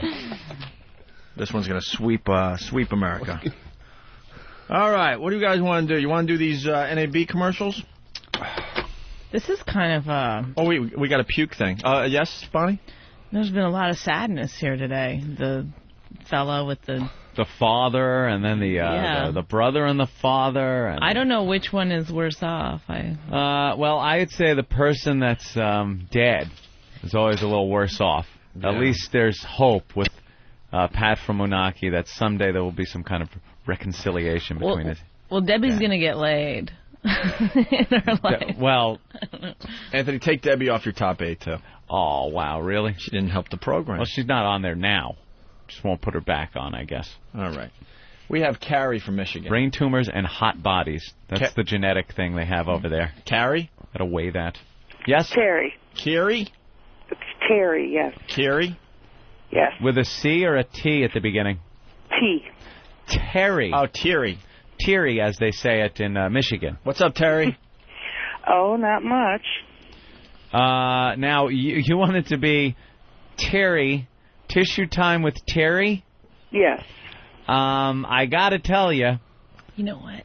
Your voice isn't really emoting sex. It might be terry cloth with Terry. You can't hear the smile. Oh, hold on. I didn't want to miss that one. Rich. Terry... what? Terry cloth. Well, why would that be? I didn't get it. Rough. It's rougher. Terry cloth. It's rougher than Tissue Time. Oh my God! When you don't go with sandpaper time. But you would TNT, terry cloth and terry. Yeah, I know. But you would think terry cloth is very absorbent and it's bigger, so you would be coming more because. Since when do you fucking analyze jokes, you motherfuckers? What's the big deal? Terry cloth, whatever you want to call it, fucking silkwood terry, whatever. See if the bitch will do it. I don't know. All right, listen, Terry. Is she hot? Let's talk to Terry a little bit here. Hey, it's Vos. Hey, it's Vos. Hey, it's Vos. Let's talk to Terry here. All right, Terry. What are you about? What am I about? Yeah. What's your life? I'm married and. How many Vicodins you do today? All right, are you good at the phone sex? Oh, I'm very good at the You're phone sex. very good at the phone sex. Why would you say that? I do it for a living. Experiences. Past experiences? All right. No, I could do it for a living if I wanted to, but. Oh, all right. You know what? I say we give her a shot. Are you smoking right now? No. Oh, I thought I heard that. Is she hot? Are you hot? Yes, I am. Like hot, like if people saw you hot, or you're not like denial hot? You're hot, No. hot? No, I'm hot. All right, let's. Why? She doesn't sell it all that well, does she? I think she's saving up for the actual phone sex. I certainly hope so. I think she's gonna blow you out of the water. We got Chris from Kentucky. Chris. Hey, what's up? Hey, what's up, man? Getting ready to bring Terry to some pleasure here. All right. No, I think it's going to be the other way. Yeah, around. she's going to get you to have to use tissues. Well, now he's got to respond to what she says. This is a phone call on a sex phone line, only done on the radio. That's right. It's a brand new bit. Brand new bit. You're hearing it for the first time. Never been done on radio before. On satellite radio. I believe. First time. Tissue time with Terry. That's right. And Chris, you've had phone sex with girls? Oh, yeah. Mm-hmm. All right. He's lying. And Terry has given phone sex? Oh, yes. So you know how this works? Yeah, Terry, are you naked right now? Oh, yes, I am. Just got out of the shower? No, I just got up. Are you going to play with yourself too, Terry, or are you just going to talk? Oh, I'll play with myself, Well, that's too. how it works. Yeah. The phone sex line. The girl plays with herself, talks about how she's playing with herself, asks the guy what he's doing. She's going to be talking about her nudity. Right, and what she's doing to the guy. Big fat vag. What she wants the guy to do. The guy talks about what he wants her to do. I like it already. How much money she put in from last year's contest? I so don't want to ruin this, but I'm so curious, Opie. You know those questions that we should be asking? We are not asking. But we're not asking one of them. Because we want our brand new bit to be a hit today. I think it's going to work. Terry, I got my money on you. Because the voice could either be sultry or trucker, depending on what she looks like. That's okay. I think she's going to go with a British accent. Oh, that would be unique. Yeah. That would be unique. All right. Well, I say we just kind of listen in and let this brand new bit take hold on satellite radio. All right. Terry, if you will, it's now time for Tissue Time with Terry. Mm-hmm. Okay. Chris? Yes. What are you wearing? Nothing. What about you? Okay. Oh, I've got nothing on, baby. Why don't you take your hand and start sliding it down your chest while I'm doing the same thing? Sounds good. Play with your nipples? Oh, yeah, of course. Oh, yeah. Start rubbing on your cock. Oh, yeah. Ooh, you know, if I was there, I'd start licking around the tip of it with my tongue. Oh, yeah. Teasing the end of it. While I'm sitting here rubbing my clit, wishing that you could put it up in me. Oh, yeah. Just imagine your fingers as my tongue. Ooh, yeah. That's it. Keep stroking it real good. Squeezing the nipples while I lick your clit. Get up into my mouth and hold it between my teeth. Ooh, feels good. Ooh, you gonna reach down and rub your balls a little? Oh, yeah.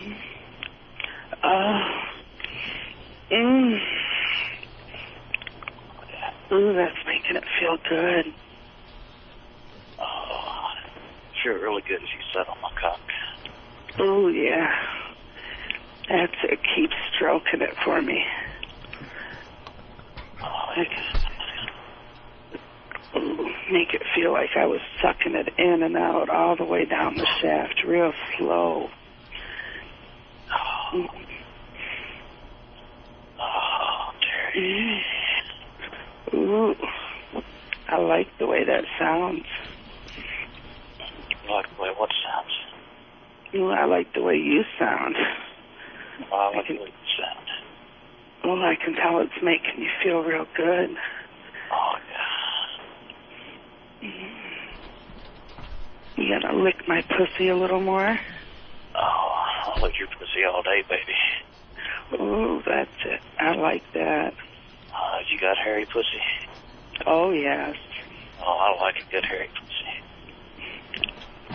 I love to have your tongue up there looking at my clit while your fingers up inside me, fucking me. Oh, yeah. Push my chin up against your pussy with my thumb. Oh, while I finger fuck your pussy. Ooh. 2 fingers sliding in and out. Just using my lips to spread your lips apart. Oh, you're gonna make me come. Oh, tilting my head up to make that clit pop out so I can really suck it up in my mouth. Between my tongue and my teeth. Ooh, that's it. Oh, then take my finger, crook it up. Sit my finger as deep in your pussy as I can. Ooh. Start doing the come here motion, trying to find your G-spot.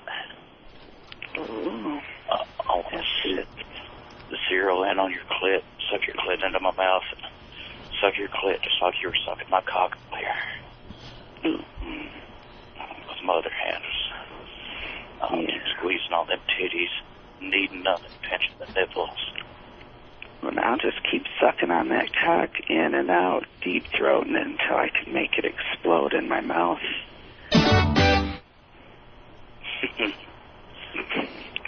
Is it feeling good? Oh, yeah. That's it. Keep playing with it. Keep making it feel good. Oh, yeah. I'll put my mouth in, look all around the tip, slowly take it all in. Where'd you go? Tease it first. Do the top part. In and out. It will go. Oh, yeah.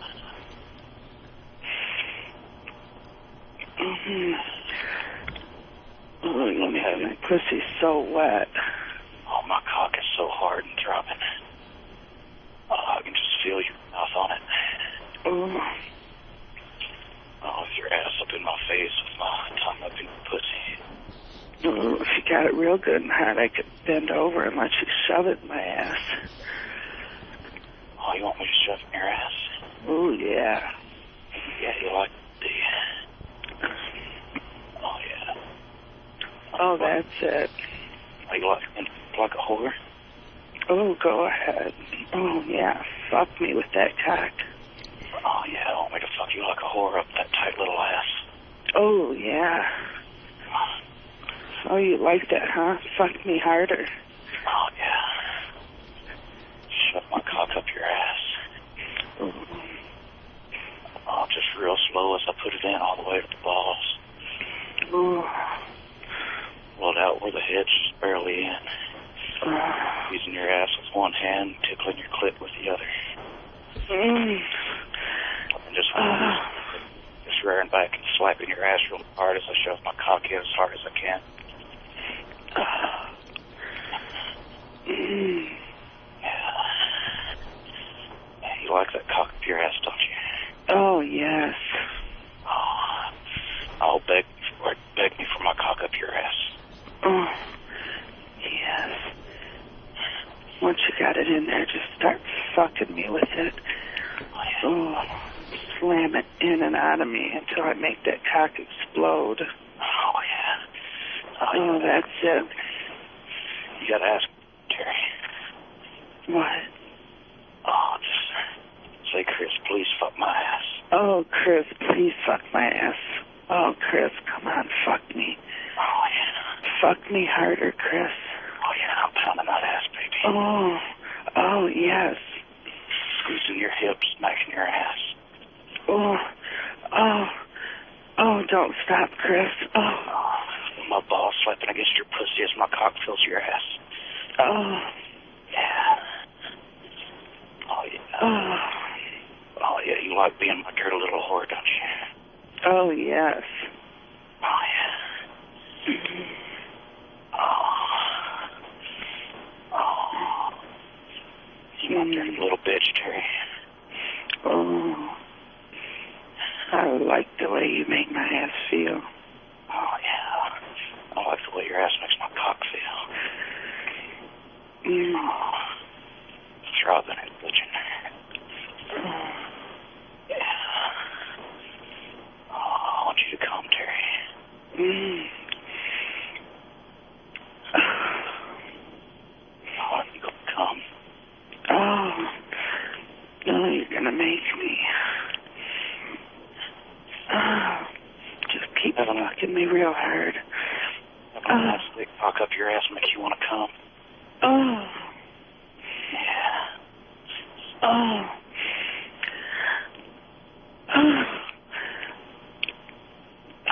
2 or 3 fingers up your pussy. Just pounding your. Oh yeah. Opie and Anthony party rock. All right, there you have it. There the it first is. installment of Tissue Time with Terry. Oh, Jesus, he's still going. We got to finish with him. All right, I guess we got to finish him off. He was almost ready for the money shot. Who's going to do it, Rich? You have experience with this. Deep in my ass. Yeah, you're fucking my ass, and my teeth fly out of my head. Don't mind the bag of garbage over my shoulder. All right, they're both gone. Well, you know, for the first time, that's not bad, Anthony. It's our brand new bit, Tissue Time with Terry. I thought that was pretty good. A lot of people saying Terry sounds like B. Arthur, though. B. Arthur. That could be a problem with Tissue Time with Terry. Jason in Long Island, what's up? It sounds like fucking B. Arthur giving phone sex. Yeah. Holy shit. Rich, Chris, when is your fucking appointment with Dateline? Christ. Yeah, a hot chick will make that work perfectly. Someone's suggesting it sounded like Tissue Time with Terry Schiavo. No, that would have been sexy. Yeah, let's say hi to Cindy in Jersey. Cindy. Hey, I want to hear Tissue Time with Tippy Tom. You want these golden buns? I'll give them to you, but we gotta get up on the stage. Who gonna fuck me? Now that's sexy. I've been a faggot since day one, and I'll die a faggot. Oh, that's what I'm talking about. Let's go into the bathroom, and I'll give you a blowjob. Well, I'm liking the new bit, Tissue Time. You know, we're shaking it down, as they say. It was the shakedown run. We're not ready to call it Tissue Time with Terry. I think there might be better broads out there. Yeah. We'll find the right girl for it, and she will become the namesake of the bit. That's right, and we'll. This is going to be our new bit. We like this one. She was married to this girl. Yeah. Team player. Tissue Time. I think eventually... Wait a minute. Yeah, eventually we have a few more new bits we're going to be trying out on the show. We've been working hard. Yeah, we have been working hard, big time. We're bringing back the lesbian couch, of course. Yep. And a... what else do we have here? Let's see. What we've been working on. Yeah. Yeah, there's plenty of good stuff. We just want to break out one a day, though. So we'll start with Tissue Time today. Yeah. Any other ladies want in? Tissue Time with blank. Give us a call now, okay? But for the first time, I think it worked pretty well, Anthony. We'll make you famous. We'll make you famous. That's right. And give you your own little hour on the weekends. How's that sound? Great. You know what's awful? That guy, Chris, right now is just finishing up because he can't just stop. I know. And he was getting all into it. And he's got to look at it like laying on his stomach. He was still on the phone with us with a rod in his hand, all awkward, like, that was fun. But so somewhere in ass-fuck Alabama, this guy is just jacking. And he was into the ass, wasn't he? Tell me, big Beg for my cock in your ass. Anthony, we're brilliant broadcasters. This is what I want to do, okay? We're going to try out some girls for the rest of the week.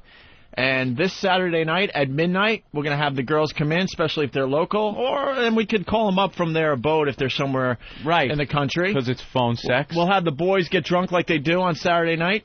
And they'll come in, and we'll do a whole tissue time for like an hour. Tissue time show at night. Yeah, maybe a 2-hour show this weekend on this fine channel on XM Satellite Radio. I like How does that sound? Kick it off. That's it. So basically, we'll fill the room with a bunch of girls that want to do phone sex, and the guys will call in, and they'll do it live, okay? Yep.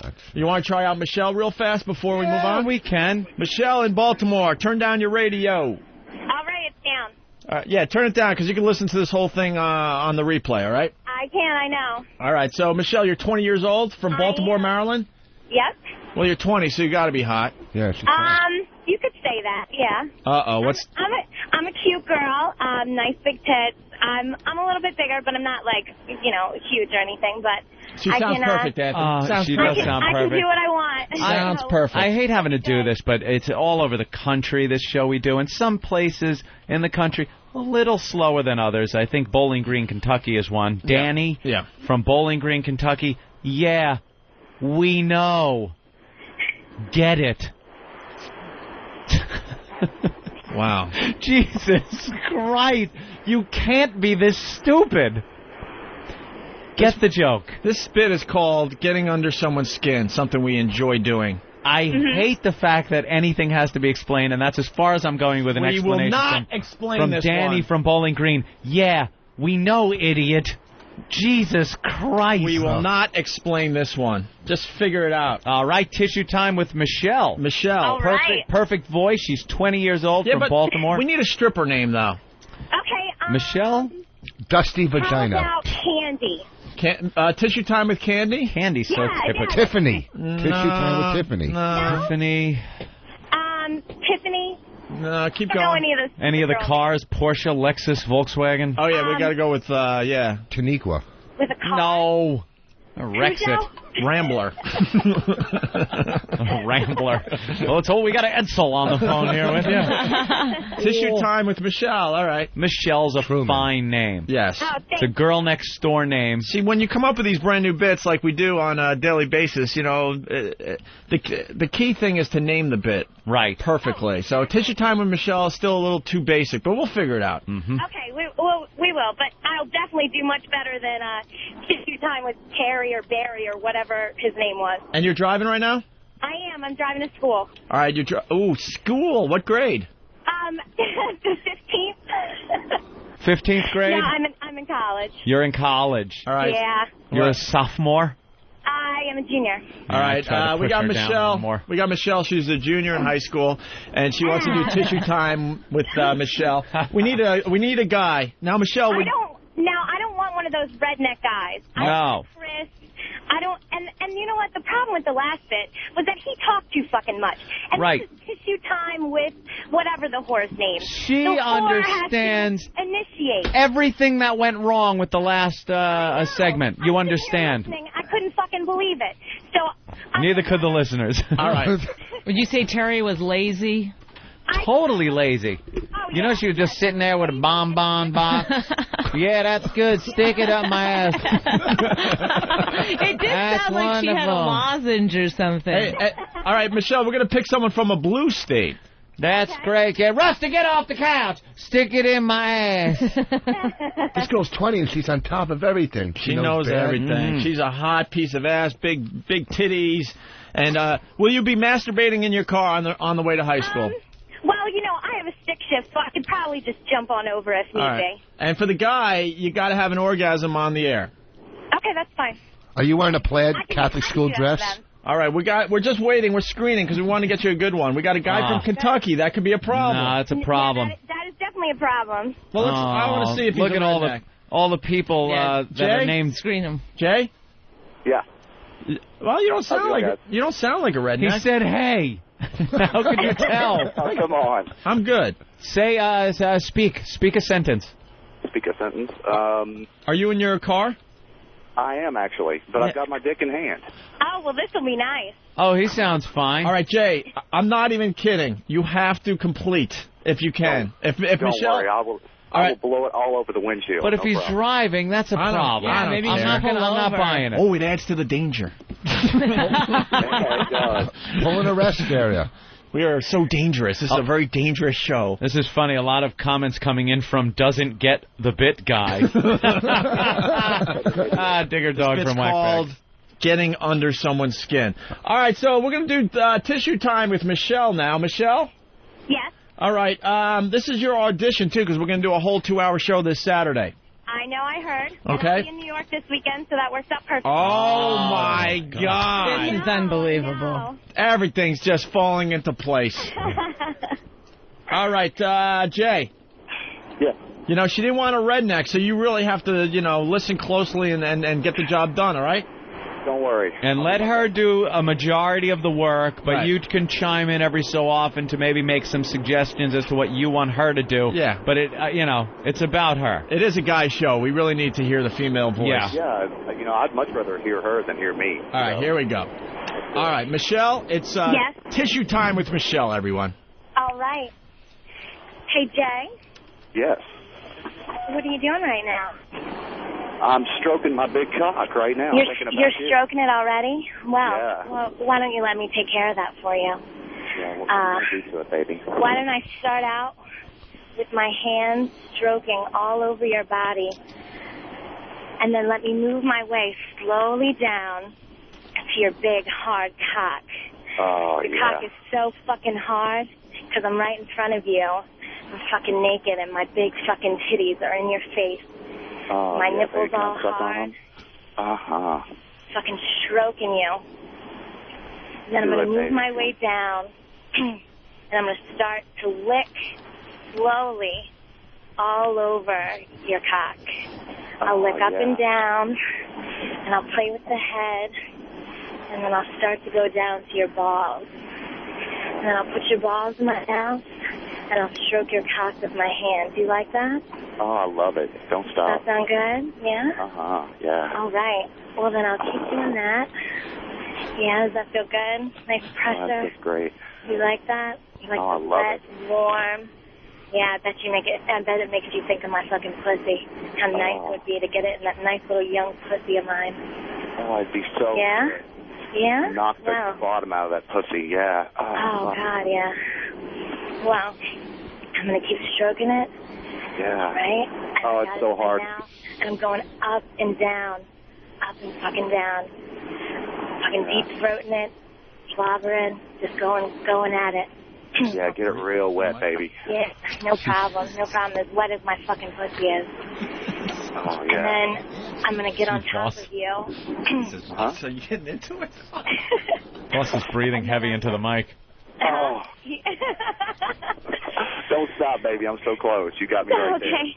I'm going to get on top of you, and I'm going to slide your hard fucking dick into my tight pussy. You know, because I'm only 20 and it's nice and tight and And my wet. big cock's going to fill that pussy up. I Oh, know it God, will. yeah. Oh, God, yeah. And I'm going to... and then I'm going to slowly slide up and down on your fucking cock. Oh, Going faster. Faster. fucking stop. Oh, my God, your cock feels so fucking good.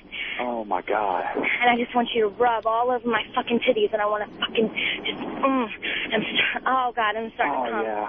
Oh. Pound that cock, baby. Pound that cock. Oh. Oh, fucking come. Oh, my God, it's just so fucking good. Oh, shit. Oh, God. Yeah. Oh. Oh. Oh. Yeah. Oh. Yeah. Oh, yeah. Feel good? Oh, my God. Oh, it felt great. Yeah? I'm done, Did you baby. come? Yeah. Oh, yeah. Oh, now it's your yeah. turn. Yeah. Come off that cock, baby. Yeah. Oh, yeah. Fucking put it up in my face. Yeah. I want you to come all over me. Wow. Jesus Christ. How about that? All right. This guy, Thank you, Jay. I'm going to move on to Bob in yeah, Ohio. please. Bob? Do I have to do another one? Yeah. Well, you were doing a good... Well, let me tell you, we're working on this. It's a bit, brand new bit, and it's in progress. Toward the end there, you really started kind of getting into the swing of it. Because at the beginning, it was a little, as some of the listeners have said, cut and paste, Oh, of course. But you started getting into it. I think you have a knack for this, a talent. The guy there, what was his name? Jay, at the beginning, sounded a little like he was sitting at a PowerPoint presentation. Yeah. Really not much energy there and stuff. But I guess he finished up well with a money shot there. She got much better as it went along. Yeah. Much better. Yeah. And Bonnie, yes, female point of view? I don't know Any tips? anything about phone. I really would not be good at it or anything, but just from hearing the 2 phone calls, I think keeping it present would be, instead of saying I would do this to you, just be like I am doing this. Or say, I'm going to do this. Yeah, that doesn't work. It's like now I'm. I want to imagine that it's happening right now. As it's happening, not something you're going to do. You have to speed it up a little bit. Right. You can't draw it out, Right. So No, it's hard. But like instead of I'm gonna suck your cock or I'm gonna take your cock in my, you got to say like I'm grabbing your cock. That's right. Things like that. I love this with the cock. I love this brand new bit, and I need This is a great bit. I need some help from the pests of this fine program. Yeah. I think all of broadcasting needs to know about this bit. This fine bit we have come up with today. Uh-huh. I think you need to hit the media outlets and tell them that we're doing this fine bit. It's not every day that a benchmark bit is born on the Opie and Anthony program. And I think the pests just need to, spread the word out there. Uh-huh. To maybe the trade magazines and John Minnelli at the Post and, I don't know, maybe other broadcasters so they know that this bit is already being done, okay? Right. All right, you want to try another one, Michelle? All right. All right, it's Bob in Ohio. Bob? Hey, what's up, guys? Oh. Can we change your name, really? Oh, yeah, Bob. Yeah. Bob. Carl? How about... No. Ooh. Yeah. Carl. How about... Wait, maybe Bob has a nickname. Bob? Ira. Ramon? No. What names do you like, Michelle? Mike is good. I like Mike. That's a Mike. nice good name. All right. Hey, Mike the Rookie. All right, Mike. Call me Mike, you dirty bitch. What? Call me Mike, you dirty bitch. Oh, okay. right. It's another angle. Guys. New All right, angle. Well, she's, Okay. Well, Great. if we're going to have a special show this Saturday with Tissue Time Girls, She's got to learn. She's got to learn. There's going to be all sorts of different angles these guys are going to take. From his first line, though, can we change his name to Steve C? Sure. All right. Why don't we get going here, Michelle? Okay. No problem. Bob, when you hear Mike, that's you. Mike is you, Bob. All right? All righty. And you could add to it, but let Michelle do most of the heavy lifting. Sounds good. All right. We want to hear the female. Let's go, Michelle. It's Tissue Time with Michelle. All right. Hey, Mike. Yes. Are you there? Yes. All right. Why don't you tell me what you want, baby? I want it rough. You want it rough. You want me to be your little bitch? You want me to be your little cock-sucking cunt? Oh, yeah. Yeah? All right. Well, why don't I just lay down here, okay? I'm laying down.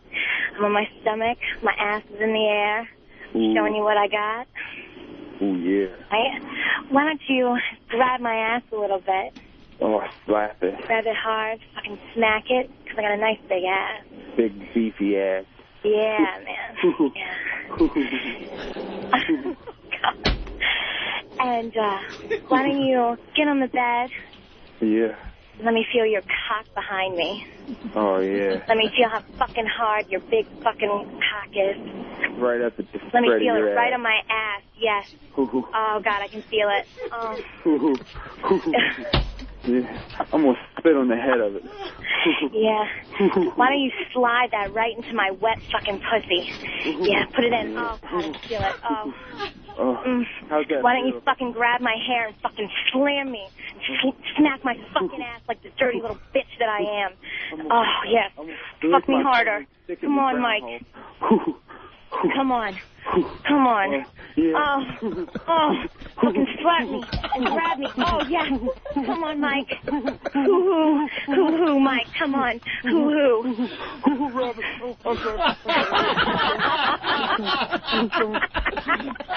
That was great. Yeah, very good Mike, Bob. 100% A improved. brand new bit. Wow. We love this brand new bit. It's a quick learner. Michelle is a quick learner. That was good. She adapted to the rougher guy. Yeah. I think that guy had Tourette's or something. He Yeah, kept yeah. saying, hoo, hoo, hoo, hoo. I thought it was when she goes, you smack my ass. You go, I'm smacking your ass. I thought they were the Sklar brothers. All right, here's the deal. Michelle, you're going to be in New York. You want to do some radio? Sure. This is what we do. All of a sudden, you're like going to be a radio star. This Saturday night at midnight, we're going to do Tissue Time with Michelle and other girls. Okay. Any other girls out there that want to do Tissue Time, give us a call right now. If your name is Michelle. All right?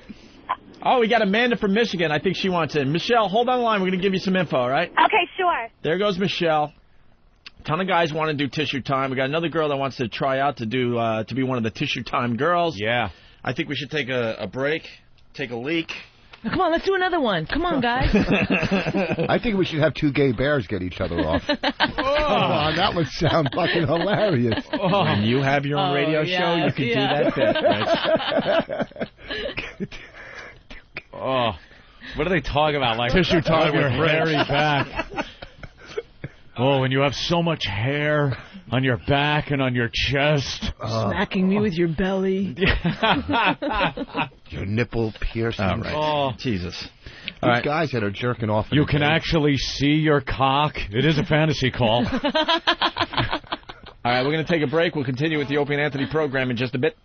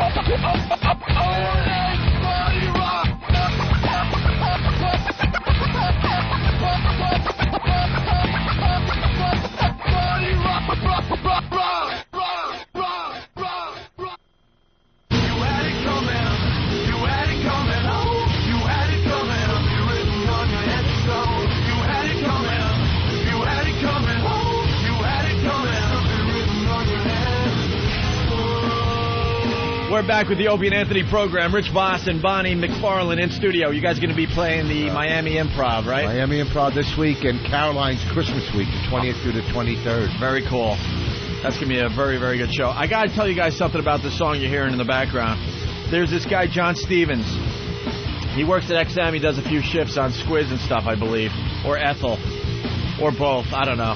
He's a rock dude, you know? Yeah. And he drove us back to the train station from the XM compound when we were down there for a couple of days.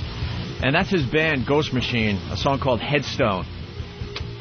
That's Headstone? Yeah, these guys are... The song's called Headstone. The band is Ghost Machine. You might want to check them out when you're checking out music channels on XM. They do a very, very good job. Okay? Cool, man. All right, rave reviews, Anthony, about Tissue Time. Oh, yeah. I think we're onto something here. Tissue Time with Michelle. Michelle's still on the line, and, you know, it's a very interactive radio program. A lot of people enjoying the bit. They're suggesting ways to make it even hotter, and we want to see if Michelle is up to the task here. All right. Michelle, you still on the line? I am. I'm here. And you're going to definitely come in this weekend to do a whole 2-hour Tissue Time thing on our channel? Definitely, yeah. That is awesome, man. We got a bunch of guys that want to listen in again to you. But here's what we're thinking. Okay. We want to see what kind of range you got, so we want you to talk dirty to another girl. Okay, no problem. You have no problem with that? No. Ah, good. All right, so we need a female to call in right now. Hang up on all the guys. Just do it with Bonnie.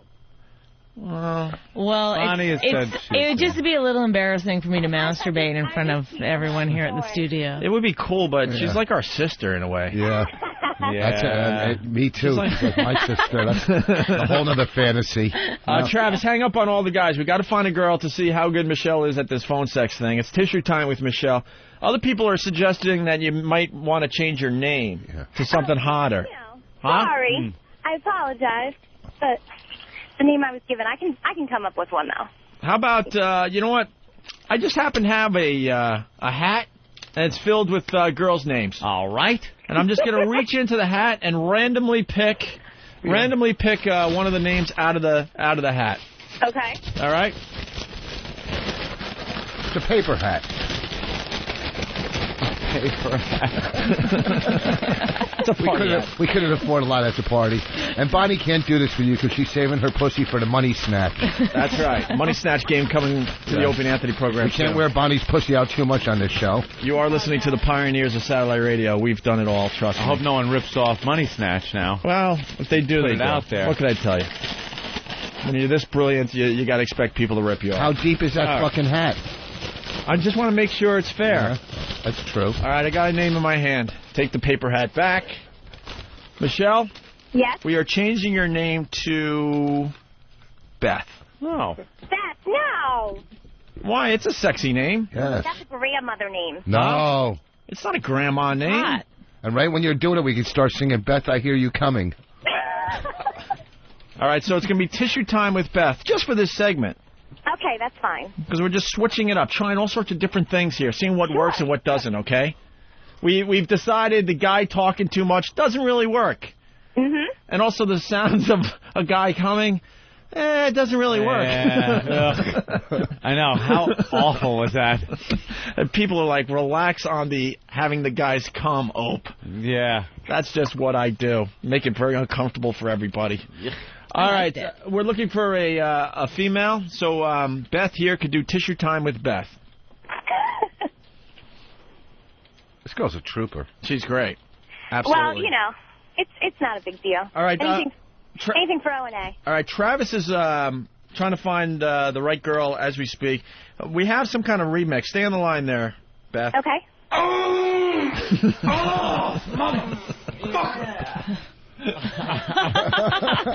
Can you identify that celebrity, by the way?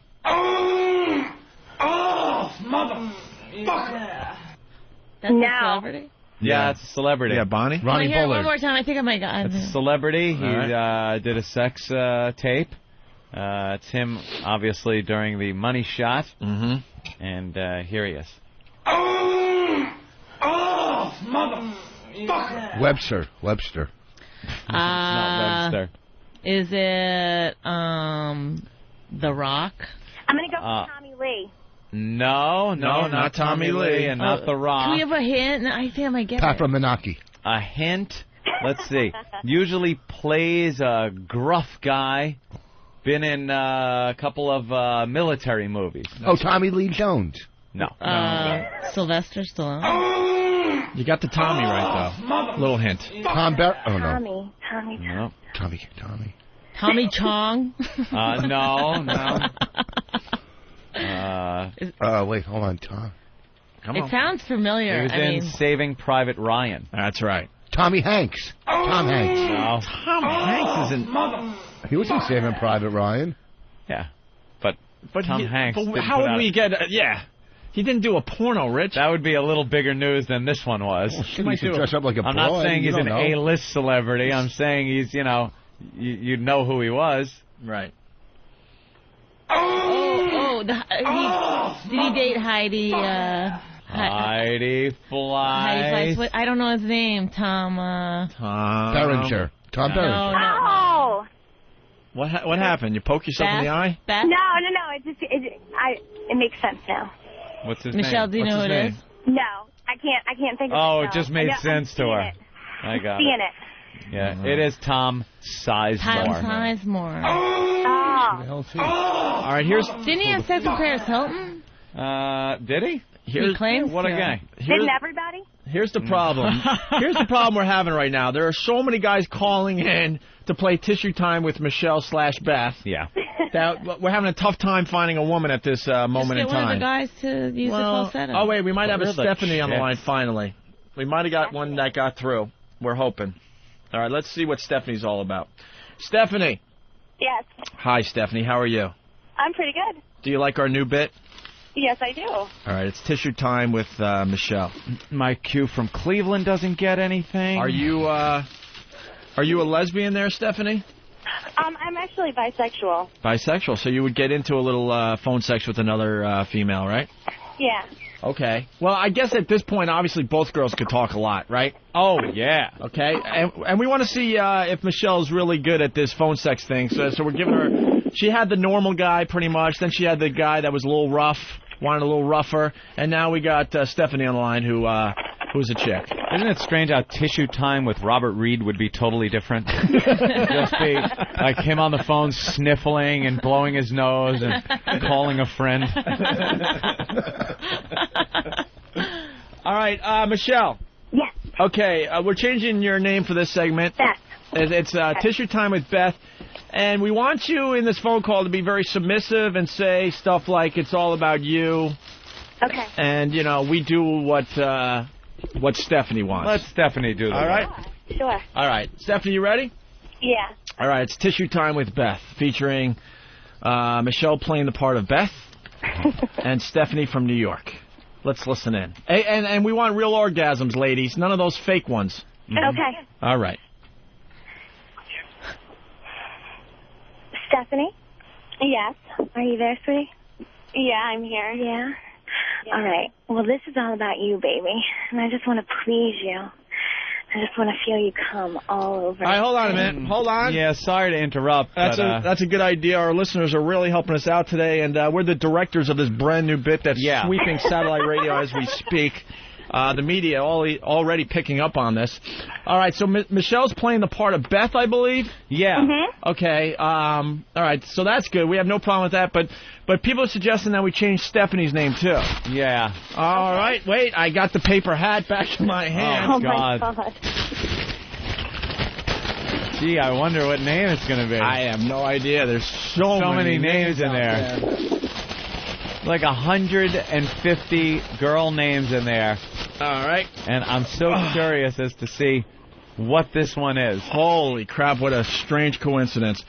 Stephanie? Yeah? Your name is... What? People talk about this all the time. You could say it. You could blow up the eighth wall and just tell everybody. No. I had to make believe I had the name in my hand. I know. You're miming like... he's reading it. He's reading it. I'm reading it. I actually believed it was there. Stephanie? Yes. Your new name is Allison. Allison? Yes, oh, Allison. No, that's my mother's name. I can't do that. Oh my God! You're wrecking. No, see, you have to do that. You have to, because okay, fine. You're going to wreck the greatest bit of all time if you don't play along. Don't worry about it. Trust me.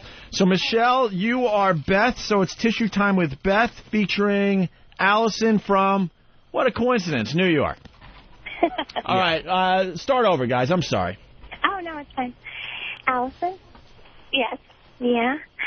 Yeah, I'm here. Call each other by your first names a lot during this, by the way, okay? Okay, no problem. All right. We're just trying different angles here. All right, Tissue Time with Beth. Okay. Allison? Yeah, Beth? You laying down on the bed? I'm on top of you, slowly kissing you down your body, your neck, slowly taking your clothes off. Now I'm rubbing on your nice, perky, big tits. Oh, yeah. Play with your nipples with my tongue, flick back and forth, sucking on them, making you feel how nice it is to have my mouth all over you. Oh, yeah. Slowly move my weight down towards your pussy. Your nice, shaved, wet pussy. I'm going to kiss all over and tease, licking on your lips, feeling you tremble underneath me. And I'm going to slowly start to lick your pussy. Oh, my God, you taste so good. Oh, it feels so good. Licking and sucking on your clit while I use my fingers to penetrate you. Oh, I like that. Just a little bit. Yeah, you like that, sweetie? Oh, and I just want to make you feel so good. Oh, you taste so good and you're so wet. Oh, God. Your clit is getting nice and hard. Yeah. Yeah. Just licking fast and fast. Oh, God, I can feel it. Oh, And then I'm going to pull out my vibrator. Oh, yeah. Yeah. While I'm still licking on your clit. And I got one finger playing with your ass. Do you like that? Yeah. Oh, yeah. Feel good? Oh, yeah. Oh, God, you're lit. I'm just slowly just eating you out. Your pussy is so nice and so fucking wet. I can feel that you're getting ready to come. Oh, yeah. I feel good, Allison. Yeah? Oh, yeah. Allison, tell me how fucking good it feels. Tell me how bad you want to come. Oh, God, that feels so good. Yeah. Yeah. Oh, God. I can feel your clit getting hard. I can feel you getting ready to come. Oh, yeah. Oh, I want you to come for me, baby. Come on. Oh, yeah. How bad? Yeah. Oh, yeah. I'm coming. That feels so good. Sweet. Oh, you're so wet. Love your fucking pussy. Yeah. Allison.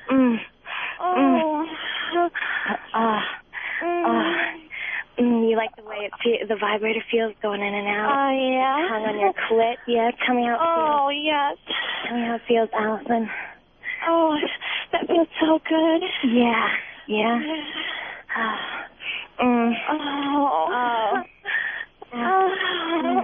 I want nothing more than feel you come. Yeah. Yeah. I'm reaching up and grabbing your big breast. Yeah. Give you pleasure too.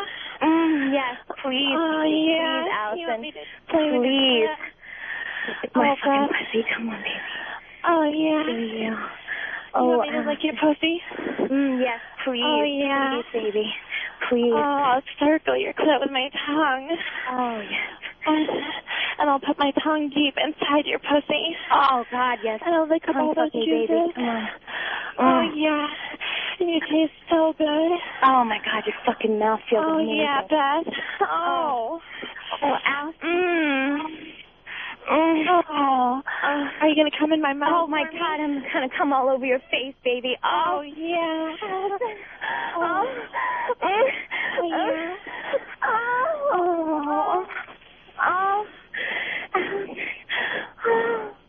Yeah, Beth. Oh, yeah. Oh, God, baby. Oh, yeah. It's so hard. Oh, God. All right. That. That's how you start off a Monday.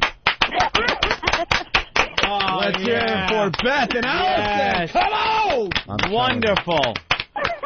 Loving this tissue time. How much Michelle improved since the first 3 calls and she's a pro now. Amazing. That's right. Pro. That's you know right. The thing is, I'm not driving anymore, and I'm in the parking lot, so I actually can, play with myself while I'm doing this. Were you touching yourself during that? Oh, yeah. Oh, yeah. Yeah, that sounded really good. Did you come? No. That was really good. Wow. That's okay. The feedback is going nuts. People really love this brand new bit. Tissue time with Michelle. I like it. Thank you, Michelle. No problem. Stephanie, thank you so much. Yeah, thank you. You guys were great. I think we're going to do this new bit a lot in the next few weeks. I know. I'm going to do it later. They're doing it on TV right now. All right. There they go. Michelle and Stephanie. Thank you. Thank you. All right. And we'll try out more women because we're going to do a whole tissue time show. Yeah, I see people on hold that want to get on, but we'll have to wait. It looks like Robin and Jackie, those 2 girls, are going to have to wait for their turn. Maybe next time. Wow. Rave reviews on the new bit. Oh, of course. They love it. Thank you. Best bit ever. And once again, the pests, please spread the word and let others know that we're doing this great bit. It's brilliant. Thank you. Our pests have a way of getting us into the press. So I'm glad I was here during the groundbreaking of this bit. This bit is going to go down. Places like Inside Radio, FMQB.com, Don't get the RROnline.com, New York Radio Message Board, AllAccess.com, John Minnelli at the Post. Oh. Might want to tell the people at K-Rock. You get the idea. I don't... Huh? So many people that don't get the bit guy. Really? Yeah. That's too bad. That is. It's too bad. Listening to something and really just not even being able to understand it. That's too bad. Yeah. I kind of feel sorry for the guy that spanked it out in the morning, because there's nothing worse than jerking off in the morning, because the rest of the day is shot. The whole day you got to walk around thinking to yourself, I already jerked off, and people know it, you know. Mm-hmm. And you have nothing. You can't do it again until after. You can't do it twice in one day. Well, Rich, that's where you're wrong. There are... Wait, you can't do it twice in one day? Jerk off more than once in one day? Fuck yeah. Are you serious? How old are you? No, I can do it physically, but mentally you don't want to do it more than once in a day. Why not? Are you serious? You jerk off more than once in a day? Oh, I'm not really jerking off, but whatever. I can have sex more than once in a day. I haven't proven it yet. You haven't proven it yet. Yeah, because Bonnie just gave you a look. He's holding that gem back, Bonnie. See, like once with Bonnie and once with the garbage man doesn't, that's... Yeah. All right, sure, technically it's twice, but... it's, I don't know. Let's go to Melissa in Philly. Say hi to Melissa. Hey, Melissa, what's up? Hey, guys, how you doing? Real good. Good. I was just calling to say thank you. Why? I'm at work today, and I had to run out for a minute, and I turn on my satellite, and I find myself touching myself on behalf of Tissue Time. People are loving Tissue Time. That's the whole idea of the bit. Giving our faithful listeners some pleasure out there. Yep. Yeah, and I'm thinking work sucks, and I have to go back to it, but suddenly I really don't care. It's all okay. See, that's why this is such a great radio show. Thank you, Melissa. Thank you, gentlemen. Thank you. All right. And they're coming in like crazy. Greg in California. Greg? Hey, this bit is just astounding. Why hasn't anybody in radio done this before? We pride ourselves on working hard and coming up with bits that are original. That's right. And fun for the listeners. That's right. And I think we hit a home run with this one. And unfortunately, I think this is one of those bits that is so good that it'll be ripped off all over the country. But at least people will know who did it first, So. Oh, that's awesome. It's giving me such a rod this morning. I love it. Oh, cool. Thanks, Greg. Mm-hmm. Well, I don't know if the rod part's cool, but I'm glad that you're happy. Punch it out. All right. There you go. Anthony, we got a Puke remix from the Eggnog drinking contest. Oh, Bonnie just took the headphones off. I saw that. A Puke remix. Yeah, they're starting to come in. People are taking the Puke sound effects and they're doing some stuff with it. A guy named Joe. We don't even know if this is good. I hope so. Because, Joe from Bound Brook, New Jersey. Let me tell you something. Yeah, I used to live there. I used to have a place in Bound Brook. Drew Boogie has set the bar pretty high for anybody that attempts to do a remix. He's a genius. And I can't wait till he gets a hold of some of the Puke audio and makes his remix. But in the meantime, we'll suffer through with an amateur. All right, let's listen to this. Let's hear. Here's the deal. Basically, we got, I think, 15 guys. They're all going to do a double shot of eggnog every minute until they puke. They puke, they're out of the contest. Simple as that, okay?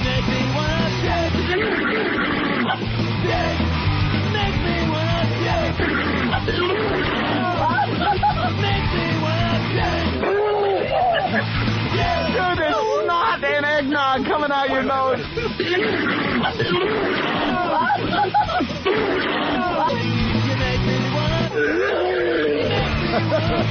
Oh, that gurgling was fantastic. Some of the best puke audio I've ever heard. Ever.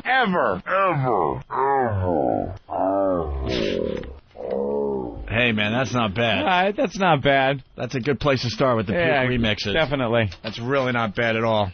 Good job there, Joe, from Bound Brook, New Jersey. All right, enough. We know we're great. Andy, New Hampshire?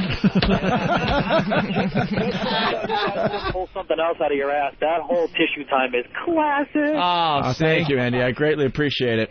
Hey, you know what? I just found this video online, the one with the T-shirt on the street and you guys yelling at the guy. Oh, yeah. That's some funny shit right there.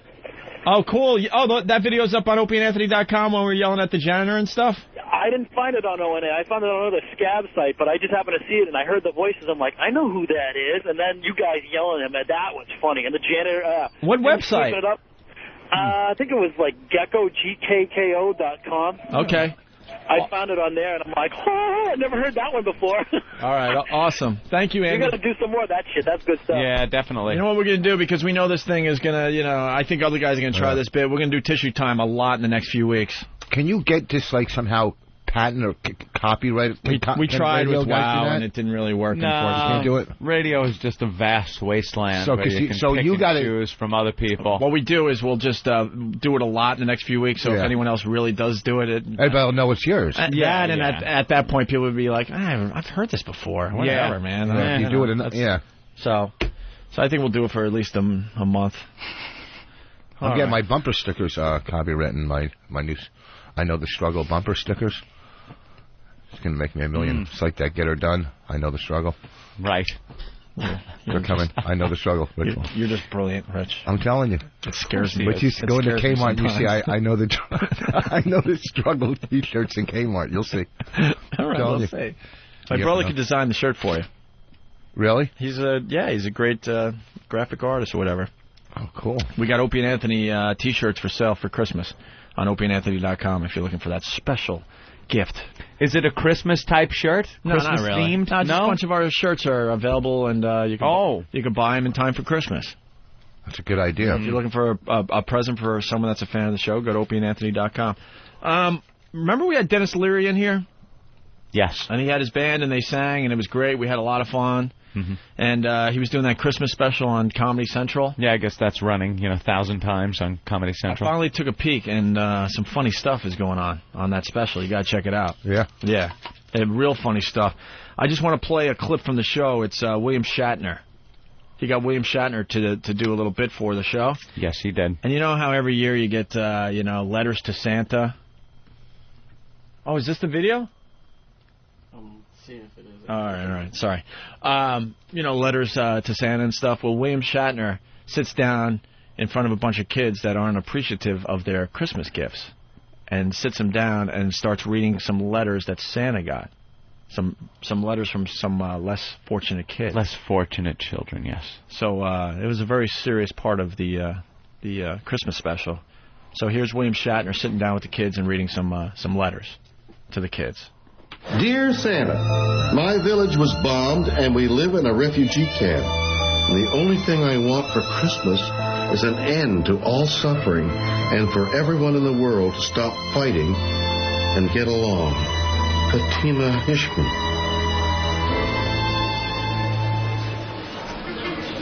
What a wuss.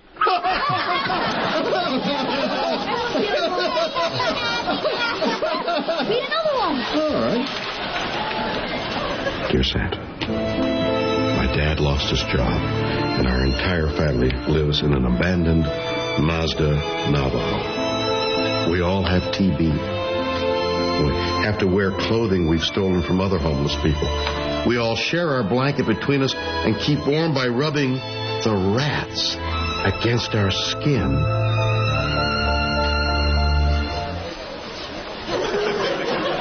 So at least they have pets. What losers! Shatner. How great is that? He did this on his special? Yeah. That's funny. They got away with a lot of stuff, man. I love how you get a hold of William Shatner and he'll do anything. Yeah. These days. Shatner, we need you. We're doing a song and we want you to sing on it. Okay. Yes, I'm there. Well, he's one of these guys. I want you to do a special. Sorry, go ahead. No, that's it. We want you to sit down and read some Christmas letters there. Yes, I'll be there. I was going to say, he's one of these celebrities that doesn't take himself seriously, so maybe we there's can no problem with that. Do tissue time with Shatner. With Shatner. Not a bad idea. All right. You want to go over Rich Voss's stand-up stuff? No, you should wait till Norton and... whole appearance on... You want to wait till we get the whole gang? Yeah, because I think that's roast material. It's like... Well, we got Patrice. Yeah, it might just be sad. You guys Why couldn't we do it both times? Yeah, why don't we... little now? No, because... All right, here's the deal. Can you come in another day this week? Because we got Patrice for the rest of the week. You come in for a segment. I can only... No, because tomorrow, because we're leaving Wednesday. Oh, no, we're leaving Wednesday afternoon. We can come in Wednesday morning. So you come in Wednesday, and we'll do... You come in later in the show so you can sleep in, and then we'll do it with Patrice when he's here. All right. Bonnie? Yeah. Bonnie's just embarrassed by the whole thing. Are you? I'm just embarrassed by the look. I want to bring in Bonnie's sitcom with her and Adam Ferraro. They did a sitcom together. No, Ferraro. He always says people's names wrong. And he won't people that he just known his whole life. Ferraro. It's Ferrara. Ferraro. You know Ferraro. It's hard not to make fun of you, Rich. I said I'm not going to make fun of you this show. Ferraro. That's an arrow. But then your teeth are falling out. You're pronouncing people's names wrong. Yeah, that has some good lines. Here's the thing. What show was that? It was called Social Studies on UPN. Oh, my God, you were in that? I was the star of that show. You were 6 episodes. You were in Social Studies? I remember that. We Adam pushed was that the show gym hard teacher. because Adam's a good friend of, childhood friend of Anthony. Well, not Yes. childhood, whatever, a friend of Anthony's and myself, and we pushed hard when that She hit was the a airwaves. star. You were the one. It was awful. I cried every day in my trailer. And why? Because I didn't realize, it was like I went on one audition and I got the show, and I didn't really want to be an actor, and I didn't know how hard it is for people to get shows, so I didn't appreciate it. And it was really bad, and it was poorly written. It was really bad. And I was embarrassed to say, I didn't tell my friends that I was on it. They were like, we found out you're on a show. And I was like, oh yeah. I had this, I remember one time walking down and I also had to wear dresses, and I never, at that point in my life, I was such a tomboy, I never wore a dress, and I had my hair done and makeup and this dress on, and I was playing the part of a teacher, and I saw someone I knew on the lot, and I was so embarrassed. Yeah, but you're on a lot. You're playing a character while you're dressed like that. I was getting paid $20,000 a week, and I was complaining constantly. Nice constantly. chunk of They must have change. thought I was a total asshole, which I guess I was. But I didn't know it was going to be that hard to get another show. Adam was the gym teacher. Yeah. It was set in a school, and what was the whole, gist? Was there Was that, I was more of a kid than the students or something? It was like a boarding school, and that I'd was gone it. there, and I was you always, were kind of mischievous. Yeah, and I was always having problems with the headmistress, and... Ooh, really? Yeah, I mean, just... Any, did that lead to anything? Phone sex? No. Did you, during photo shoots, you were giving the thing? Oh, and during this is how immature I was. During photo shoots for press, to do press, I would try to give the finger in every picture somehow. So it was kind of in there? Yeah. Fucking grow up and realize this little pot of gold was handed to you? When she first was in the business, the first couple of years, she got a big deal for $200,000 a TV show, right?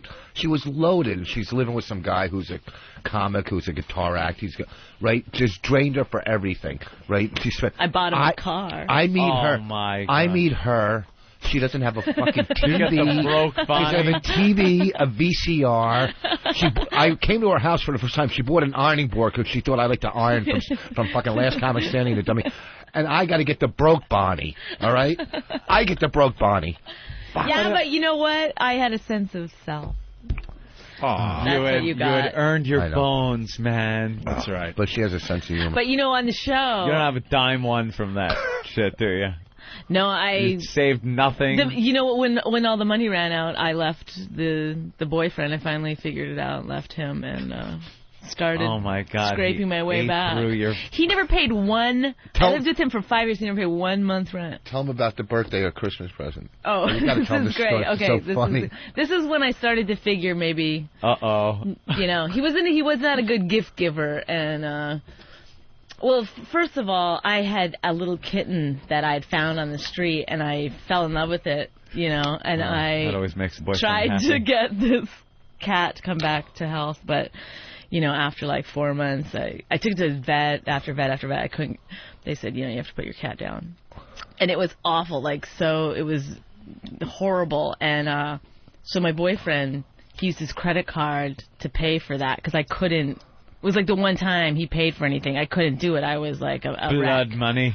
Yeah. So 2 or 3 weeks later was my birthday, and he didn't get me a present. And I said, no. You didn't get me anything for my birthday? He goes, I had your cat put to sleep. How do you wrap that up with a bow? What a creep. Boy, it wasn't a tough act for me to follow. Yeah. Jesus Christ. And, also I blow a guy by the garbage can. Big deal. At least I get her presents. That chia pet is looking really good now, huh? Yeah. I put your cat to sleep. You must have looked like a knight. Sweeping her off her feet after that. What a creep. Wow. Yeah. And then I left shortly after that. Yeah, shortly. Not right then and there. I know. That's great. All right, we have the NAB spots. We should get to a few of these. Yeah, see what their big major malfunction is with satellite radio. Well, commercial radio, regular radio, terrestrial radio. It's been called all those things. Very scared about satellite radio. Shit. Satellite radio, obviously, taking off. Mm-hmm. It's simple as that. It's taking off, and they're scared. So the NAB, the National Association of Broadcasters, got together and they got a huge ad campaign, basically telling people you shouldn't have to pay for it. Right. Just playing right into our hands. They do this. They go to every political thing whenever a committee gets together to regulate radio in any way, shape, or form.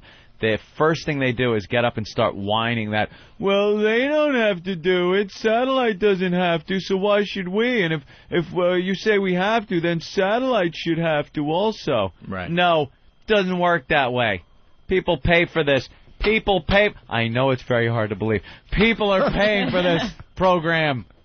And the biggest mistake these guys are doing, and they're supposed to be, the most intelligent broadcasters out there. Yeah. They're turning more people on to satellite radio because the reality is more people don't know about satellite radio than do. Yeah. Even though the business is growing like, leaps and bounds and all those cliches you use. I heard that meeting with Elo, too. There's still more people that don't know about satellite radio. Did he show you their name recognition chart and graph in his office? Here it is. When people are asked, do they know about satellite radio? Just any satellite radio. So they should just do what they do. Recognition factor of 3.11568. And then, do you know the name of the satellite radio company? And now the recognition. Look at the graph and the chart and shut up. Shut up. Shut up. I want to leave. Get me back to the hotel. So, still something in the minibar. So they got these commercials running all over the place. Mm-hmm. And they're just playing into our hands. Let's listen to a couple of these. 2 out last of the 9th, bases loaded. Here's Santos. He's 0 for 4 today. .269 hitter for the year. We could be going into extra innings here. I agree. Here's the pitch to Santos. Fastball hit in the air, deep down the left field line. It's headed toward the pole. That ball is... Please deposit 25 cents for the next 3 minutes. Radio. You shouldn't have to pay for it. This message brought to you by America's 13,000 local radio stations who believe some things were just meant to be free. Holy shit, these are better than I even thought. That is really funny, though. First of all, the guy's acting stinks. Yeah. We might be going to extra innings. I like the please deposit there. That's kind of funny. That is funny. They came up with a funny little idea. But you don't lose your service in the middle of a very important baseball game. It's not like you know what you're paying for, and you're paying to get that game, the game you want to hear. That's right. Regardless of where you live, whatever fan you are of whatever team, you can get that game. So you're not paying for the same thing you're getting on free radio. I believe they're not being honest. Gee, because they're not. I think you're right. Because they're not telling the people that are listening to commercial radio that you can get any baseball game. Right. Not just the stupid local one. Not just the local one. Any ball game. Any ball game. And tissue time. Right. And, of course, we offer tissue time. That's right. Here's another one. Shocking news in the world of heavy metal. One of the hardest bands on the planet is about to release a children's record. Songs slated to appear on the album include A Tisket a Tasket, Hey Diddle Diddle, and The Hokey Pokey. Let's listen to a sneak preview. Here's Ring Around the Rosie performed by the one and only... Please deposit 25 cents for the next 3 minutes. Radio. You shouldn't have to pay for it. This message brought to you by America's 13,000 local radio stations who believe some things were just meant to be free. Yeah. But see, you're paying because you have to run all those commercials. So the listeners are paying. Right, they have to they're sit paying. 20-minute commercial They're paying with their time. How about this? We have traffic and weather coming up right after... If you have a tumor of the brain, neck, chest, head, or ankle, nipples, stereotactic radiosurgery can cure your tumors. If your child has leukemia, please call us. That's what you get on regular radio. If you have tumors of the big toe. Tumors of the toenail, toenail fiber. Earlobe. The webbing of your hands. What? Tumor of the brow line, the cheekbone, or a nostril. So, I mean, stop. They're looking pretty silly. Because, first of all, they're playing a lot of commercials, which is just death. And they're also playing a very, very tight playlist. Yeah. The heavy metal channels on satellite radio. Give you more variety and no commercials. You're paying with your time. That's right. You're sitting there agonizing through commercials. Hollywood is abuzz with gossip. Guess which $20 million leading man has finally decided to come out of the closet? Once one of Tinseltown's most eligible bachelors, he's about to reveal the personal life he's been hiding from fans for years. Think you know who I'm talking about? It's veteran stage and screen actor... Please deposit 25 cents for the next 3 minutes. Radio. You shouldn't have to pay for it. This message brought to you by America's 13,000 local radio stations who believe some things were just meant to be free. See, first of all, it's Tom Cruise, but these pussies don't even have the balls to go with the bit. Yeah, go with that. We might get sued. We might get sued. So let's start the name as... So you're thinking Brian. So we don't get sued because Tom's people get in touch with us, and then we're going to get in big trouble. So even though we're putting these spots out to say how cool we are, and that's why commercial radio sucks. They That's don't why take any free. chances whatsoever. We'll say Tom Cruise is a fag. That's right. But they had to go with the so there's no doubt that they were maybe going to tease you and say it was Tom Cruise. De Niro's good friend, Tom Cruise. Oh, God, these are great. In music news, you'll never believe who was arrested on stage last night for performing a lewd act. It was so outrageous, we can't even describe it on the radio. You might expect this behavior. No, why you can't describe it on the radio? Because it's not satellite radio. Because you can't describe it on the radio. Stupid idiots. Why would they put that in their commercial? Holy shit. So good we can't describe it. Tommy Lee pulled his cock out and bludgeoned a woman in the front row with it. What dopes? That's what you could say on satellite radio. No beep, beep, beep. No. This is why people are fleeing commercial radio, you dopes. Wait, I got to hear that part again. That's a good one. It's so outrageous we can't even tell you. Well, guess what? On satellite radio, we can give you all the intimate details. Right after tissue time. In music news, you'll never believe who was arrested on stage last night for performing a lewd act. It was so outrageous, we can't even describe it on the radio. You might expect this behavior from heavy metal or rap stars, but this time, the guilty party is none other than the easy listening sensation... Please deposit 25 cents for the next 3 minutes. Are they... Radio. You shouldn't have to pay for it. This message brought to you by America's 13,000 local radio stations who believe some things were just meant to be free. Clay Aiken, by the way. How stupid are Stuff they? it in a young boy's ass. They are so stupid. That is, we can't even describe it on the radio. Yeah, you're pretending they're pretending that you get everything that satellite radio gives you. Yeah. That's what they're pretending. They're like, we give you everything that satellite radio is giving you, but it's for free. No, you're not, because you won't even describe the lewd act. They should cut it off after she says we can't even describe it, and then you have the same guy going, but you can hear it on XM satellite radio. But aren't they saying that's XM because then you have to pay for it to hear it? So they don't even get what XM is. No. That's how stupid they are. They're all panicky about it. They're just stupid. We can't even... Oh, wait, we can. We're XM. You have to pay for it, but we can describe what the lewd act. Why do... If let's take television and do the same exact thing. Take a movie, fun movie like Goodfellas or something. Mm-hmm. There's the scene. They're playing cards. Spider gets shot. It's like, well, what the? Boo-dee-deep. All right, you got to pay for HBO, but at least you're going to see the fucking movie the way it's supposed to be shown. Not like they'll show it on NBC. And at this point, I just watch HBO. The shows are just so much better than regular shit. I sat through Jurassic Park on the Sci-Fi Channel. Why do you do that to yourself? Because I'm a glutton for punishment.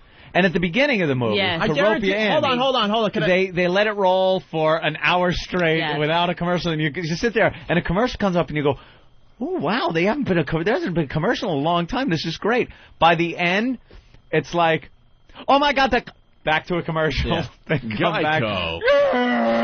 Back to a commercial. But you know, an American Movie Channel, and there's another one too that late at night they don't put any commercials. But that's still cable. You still have to have cable. Yeah, but they don't put any. But it's weird. But they cut the language out. No, I don't think they did. I've seen on AMC. I've seen Smokey and the Bandit on there, which is ridiculous because isn't it American movie classics? Yeah. And they're showing Smokey and the Bandit. We now serve up a fine classic starring Burt Reynolds. American movie crap. That's why I hate Network. Nominated for no Academy Network. Award. I'm watching Prison Break every week. Critically acclaimed. All right, back to these commercials. They're just doing a horrendous job. They're embarrassing. Taking a quick look at sports, baseball is rocked by scandal as 3 All-Stars have tested positive for a new designer steroid that was previously undetectable. Rather than face suspension, all 3 plan to announce their retirements. No names have been officially released, but sources say they are outfielder Jeff. Please deposit 25 cents for the next 3 minutes. Radio. You shouldn't have to pay for it. This message brought to you by... And how about for your quarter? For your 25 cents, you don't just get that asshole telling you about it. You get the fucking ball players on actually talking about the steroid scandal. You get stars of the game telling you about it. You have Jose Canseco saying how he shoved needles in other guys' asses. Right, that's what you get for the... What are they trying to pull? This is the worst campaign. I swear, I try to have an open mind, and I would give due credit if they came up with an angle that was like, all right, they're kind of defending themselves, and it's working. This is garbage. They're proving satellites point. Yeah. Time for traffic. All right, we have bad news if you're on the road. An overturned tractor-trailer is causing major gridlocks. Cleanup crews are trying to remove the wreckage, and traffic is backed up for nearly 12 miles. If you don't want to be stuck in your car all day, make sure you absolutely avoid route... Please deposit 25 cents for the next 3 minutes. $4.95. Radio. You shouldn't have to pay for it. I wish I could get shot. I know it's $4.95. All right, look. It always is. If there was a 12-mile backup, at that point you would already know. Yeah. You just would know. And XM has traffic for all the big cities. So if you live in New York City, I could turn on theirs without having to listen to... I am type 2 diabetes, but we go to the North Shore Medical Clinic. You too. It's a family atmosphere of help and support for you and your loved ones. If they have leukemia or cancers of the throat, larynx, inner canal, the eardrum, the coccyx. You have cancer of the coccyx. Elbow cancer? What the? You got cancer in a yam bag? That sounds like an issue. Come to the hospital and we'll cut it out for you. We don't got no special stereophonic surgery. Well, maybe you can watch me and Force fuck each other in the ass. You're not getting that. No, you don't get that.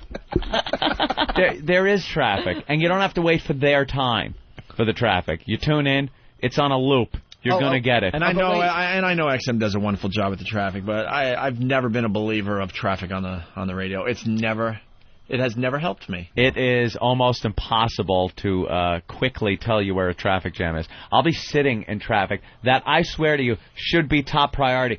Fuck announcing it on traffic. It should be the top story on the news channel I'm listening to. It's that bad. Oh, there's wreckage all over the roadway. And you know the traffic guy gets on, he's like, well, all the bridges and tunnels are clear. Yeah. It's like, why are you announcing what's clear first?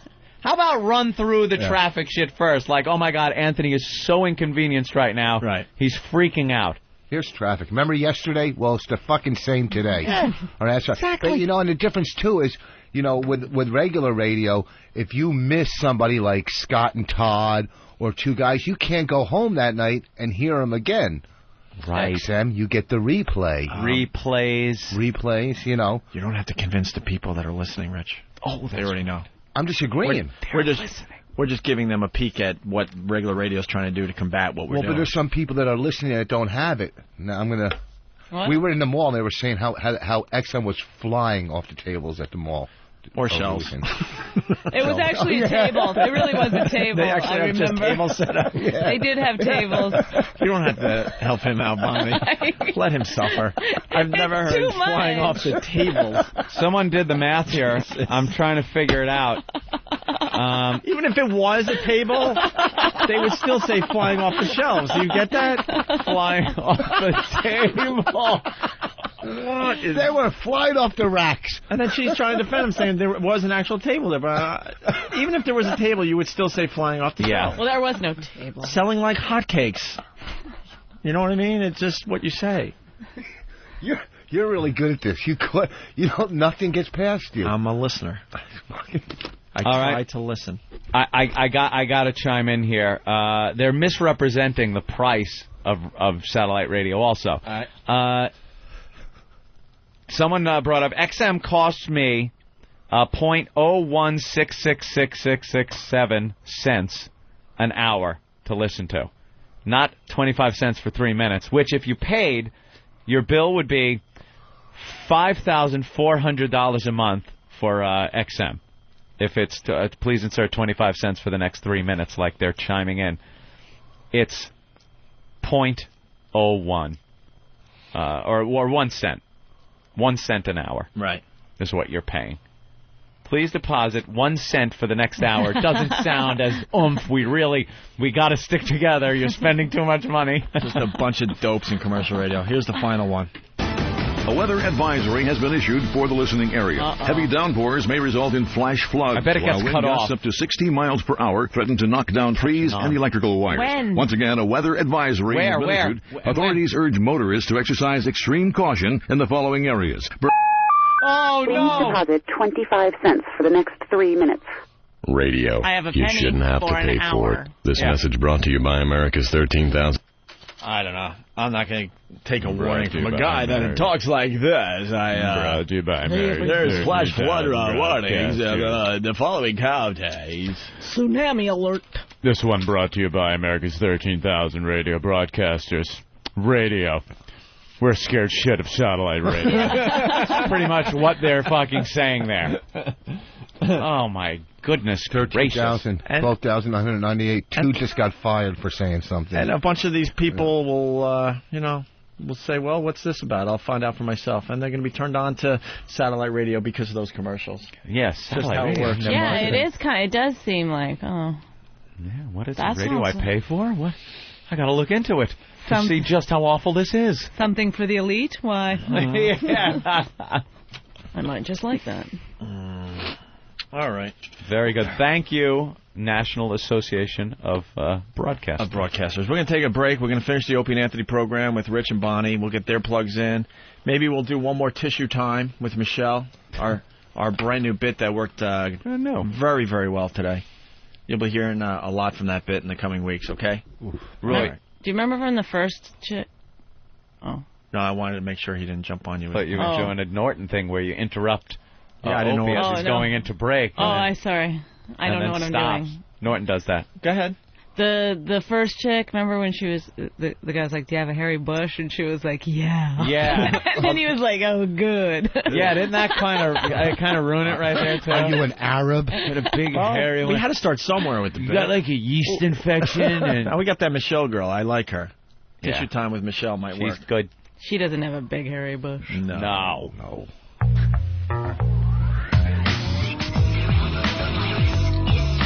The virus is inside us.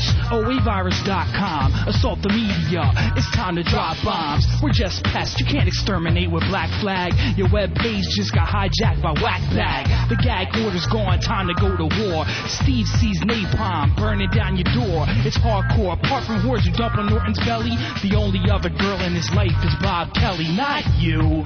When he was a kid, he sucked cock too. These two obnoxious shock jocks might shock you.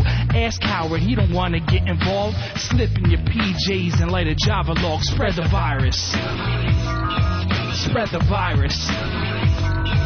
Spread the virus.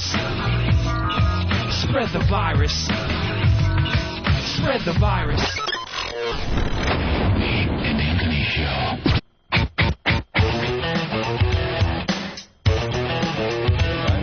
All right, we're running out of show, guys. Want to thank Rich Vos and Bonnie McFarlane for coming in today. Not done with our show yet, Harry. Get the fuck out. Ron and Fez up next with Harry. Fucking door flies open and there's Harry with the shit. Like, get done with your little show. Mr. Poe is now guarding the studio door. Vos and Bonnie will be at the Improv in Miami this weekend. Miami this week? Just keep it at that for now. You're going to confuse everybody. Then we'll do your other plug. Next time we come in. Yeah. Or you record it and then we'll play it into spots. We should each get our own plug. All right, go ahead. Miami Improv. Caroline's. See, now you're going to confuse everybody. On the 20th. Miami Improv this week. Yeah, let's start with that. Sticker stop there, too. Sticker stop? Yeah, they're doing a sticker stop. You're on NBC TV. What are you doing with sticker stops? Why not? To get the name out, All right. XM out. Hey, is that him standing by the door? Oh, my God. Who is this? Look at this guy. What is your name, sir? My name is Sean. You're Sean? Yeah, nice to meet you guys. And what are you doing here today? I'm applying for an internship. He's applying for an internship. Opie, look how he is dressed. He has got a suit and a fucking internship at Bank of America. It's double-breasted. Who gave you that suit? Frank Nitti or Al Capone? That is some suit. Oh, wow. He's got balls, too. You're going to take that, Rich. Oh, the kid's got a lot of balls. Intern telling you you're not funny, Rich. He cute the car crash. I wish I had a gun. It's a funny line. That's great. Yeah. Now, why? I don't understand the intern coming in. He's not an intern yet. He's going to be... Or the prospective. Yeah, he's the going to be interviewing, right. Coming in with the suit. What was the thought process there? You come in for an interview, you wear a suit. That's what an interview for like IBM, something like that. This is an internship. You're not going to be running the company. You're not going to be like, call for Hugh Pinero. No, but you're here. And I forgot your name already. Sean Kelly, by the way. Sean. Hey, Sean Kelly. I like to call him top of the morning to you. I like to call him the ELO wannabe.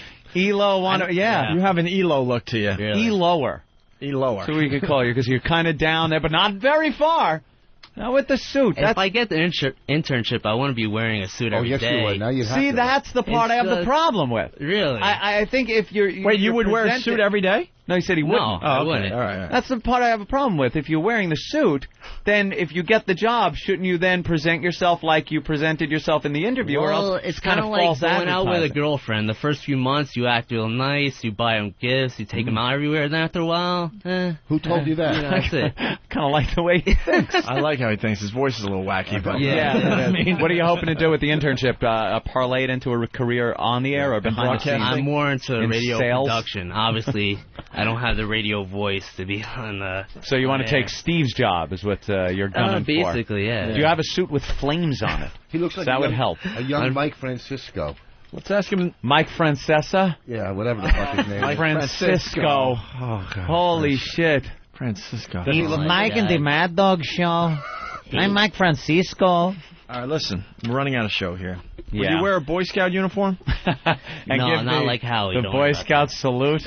Actually, is Howie now one of your top 8, Anthony, in his Boy Scout uniform? I have to check. When I get home, I will be right there and pop him on. All right, yeah. Another man in uniform. If you want to see Howie in a Boy Scout uniform, and it's not photoshopped, that's how desperate he is. He's gonna wear costumes now to get the word out. Well, Mr. Kelly? Yes. Thanks for coming in. Now it could go either way for you, Ron and Fez or our show. I'll be glad either way. You would be glad. Yes. Let's go to Bodog.net. No. Oh, we love the Bodog.net. Do you play poker there, Sean? You like poker? All the time, yeah. I go Every online. guy. Do you All really? men, Yeah. unless they're homosexual, play poker. You do well? Right. Yeah, not really, but... So you need to learn a little bit. Yeah, exactly. Bodog.net, that's where you got to go. Bodog.net. It's where you got to learn the game. Because a lot of times you could get online, you could shell out some cash, and then you're freaking out because you stink. You're getting used. You're the hack on there that's just everyone's taking your money. Bodog's going to teach you. You know how to bluff, when to bluff, how to bet, tips on hand selection. You might not know. You might have a great hand if you were in position, but it's not good if you're not in position. Don't know what I'm talking about? You got to go to Bodog.net. That's where you're going to learn how to play the game, and then you'll be taking your friends for all their money, and they won't know why. Keep it your little secret. Bodog.net, all the tools you're going to need to make you a stronger poker player. Bodog, Bodog.net. Very good. All right, Sean, good luck to you. Thank you very much, guys. Hey, good luck to ye. Top of the morning. What, do you got a flask in the inner pocket? Yeah. You drunk Irishman? No. My family just own a bar, so... How did you prepare for this for this special day? Got a suit. Got a suit. Didn't go out last night. Exactly. Went to bed No early. drinking. No drinking. Yeah. We all nervous going to sleep last night? Yeah, just thinking all night of what I was gonna say. You got any? What he was gonna ask me. You get any advice from anybody? Not really. You know what rule number 1 is? Don't walk in with a big thing of the next show's shit when the show before is still on the air. Yeah. And just throw the fucking door open like you don't even know or are concerned that there's another show going on. And you just want to get your own show on the air. There you go. Yeah, that's a good one. Take that under consideration. We got 20 seconds left. Did that suit come with a Tommy gun? What? Oh, that is a good line. Sorry, I interrupted you. But I want to make sure you get your plug in because you're Miami Improv. Yeah, hurry, plug. That's all right. You got 10 seconds. Miami Improv, Bonnie and Rich. And you're coming in Wednesday because Patrice O'Neal's filling in for the rest of the week. What's that? You're coming in Wednesday. Yeah. So we could go over that TV appearance. All right. Yeah, cool. Thank you, Bonnie. Thank you. Thank you. See you tomorrow. That's it. I'm out of here.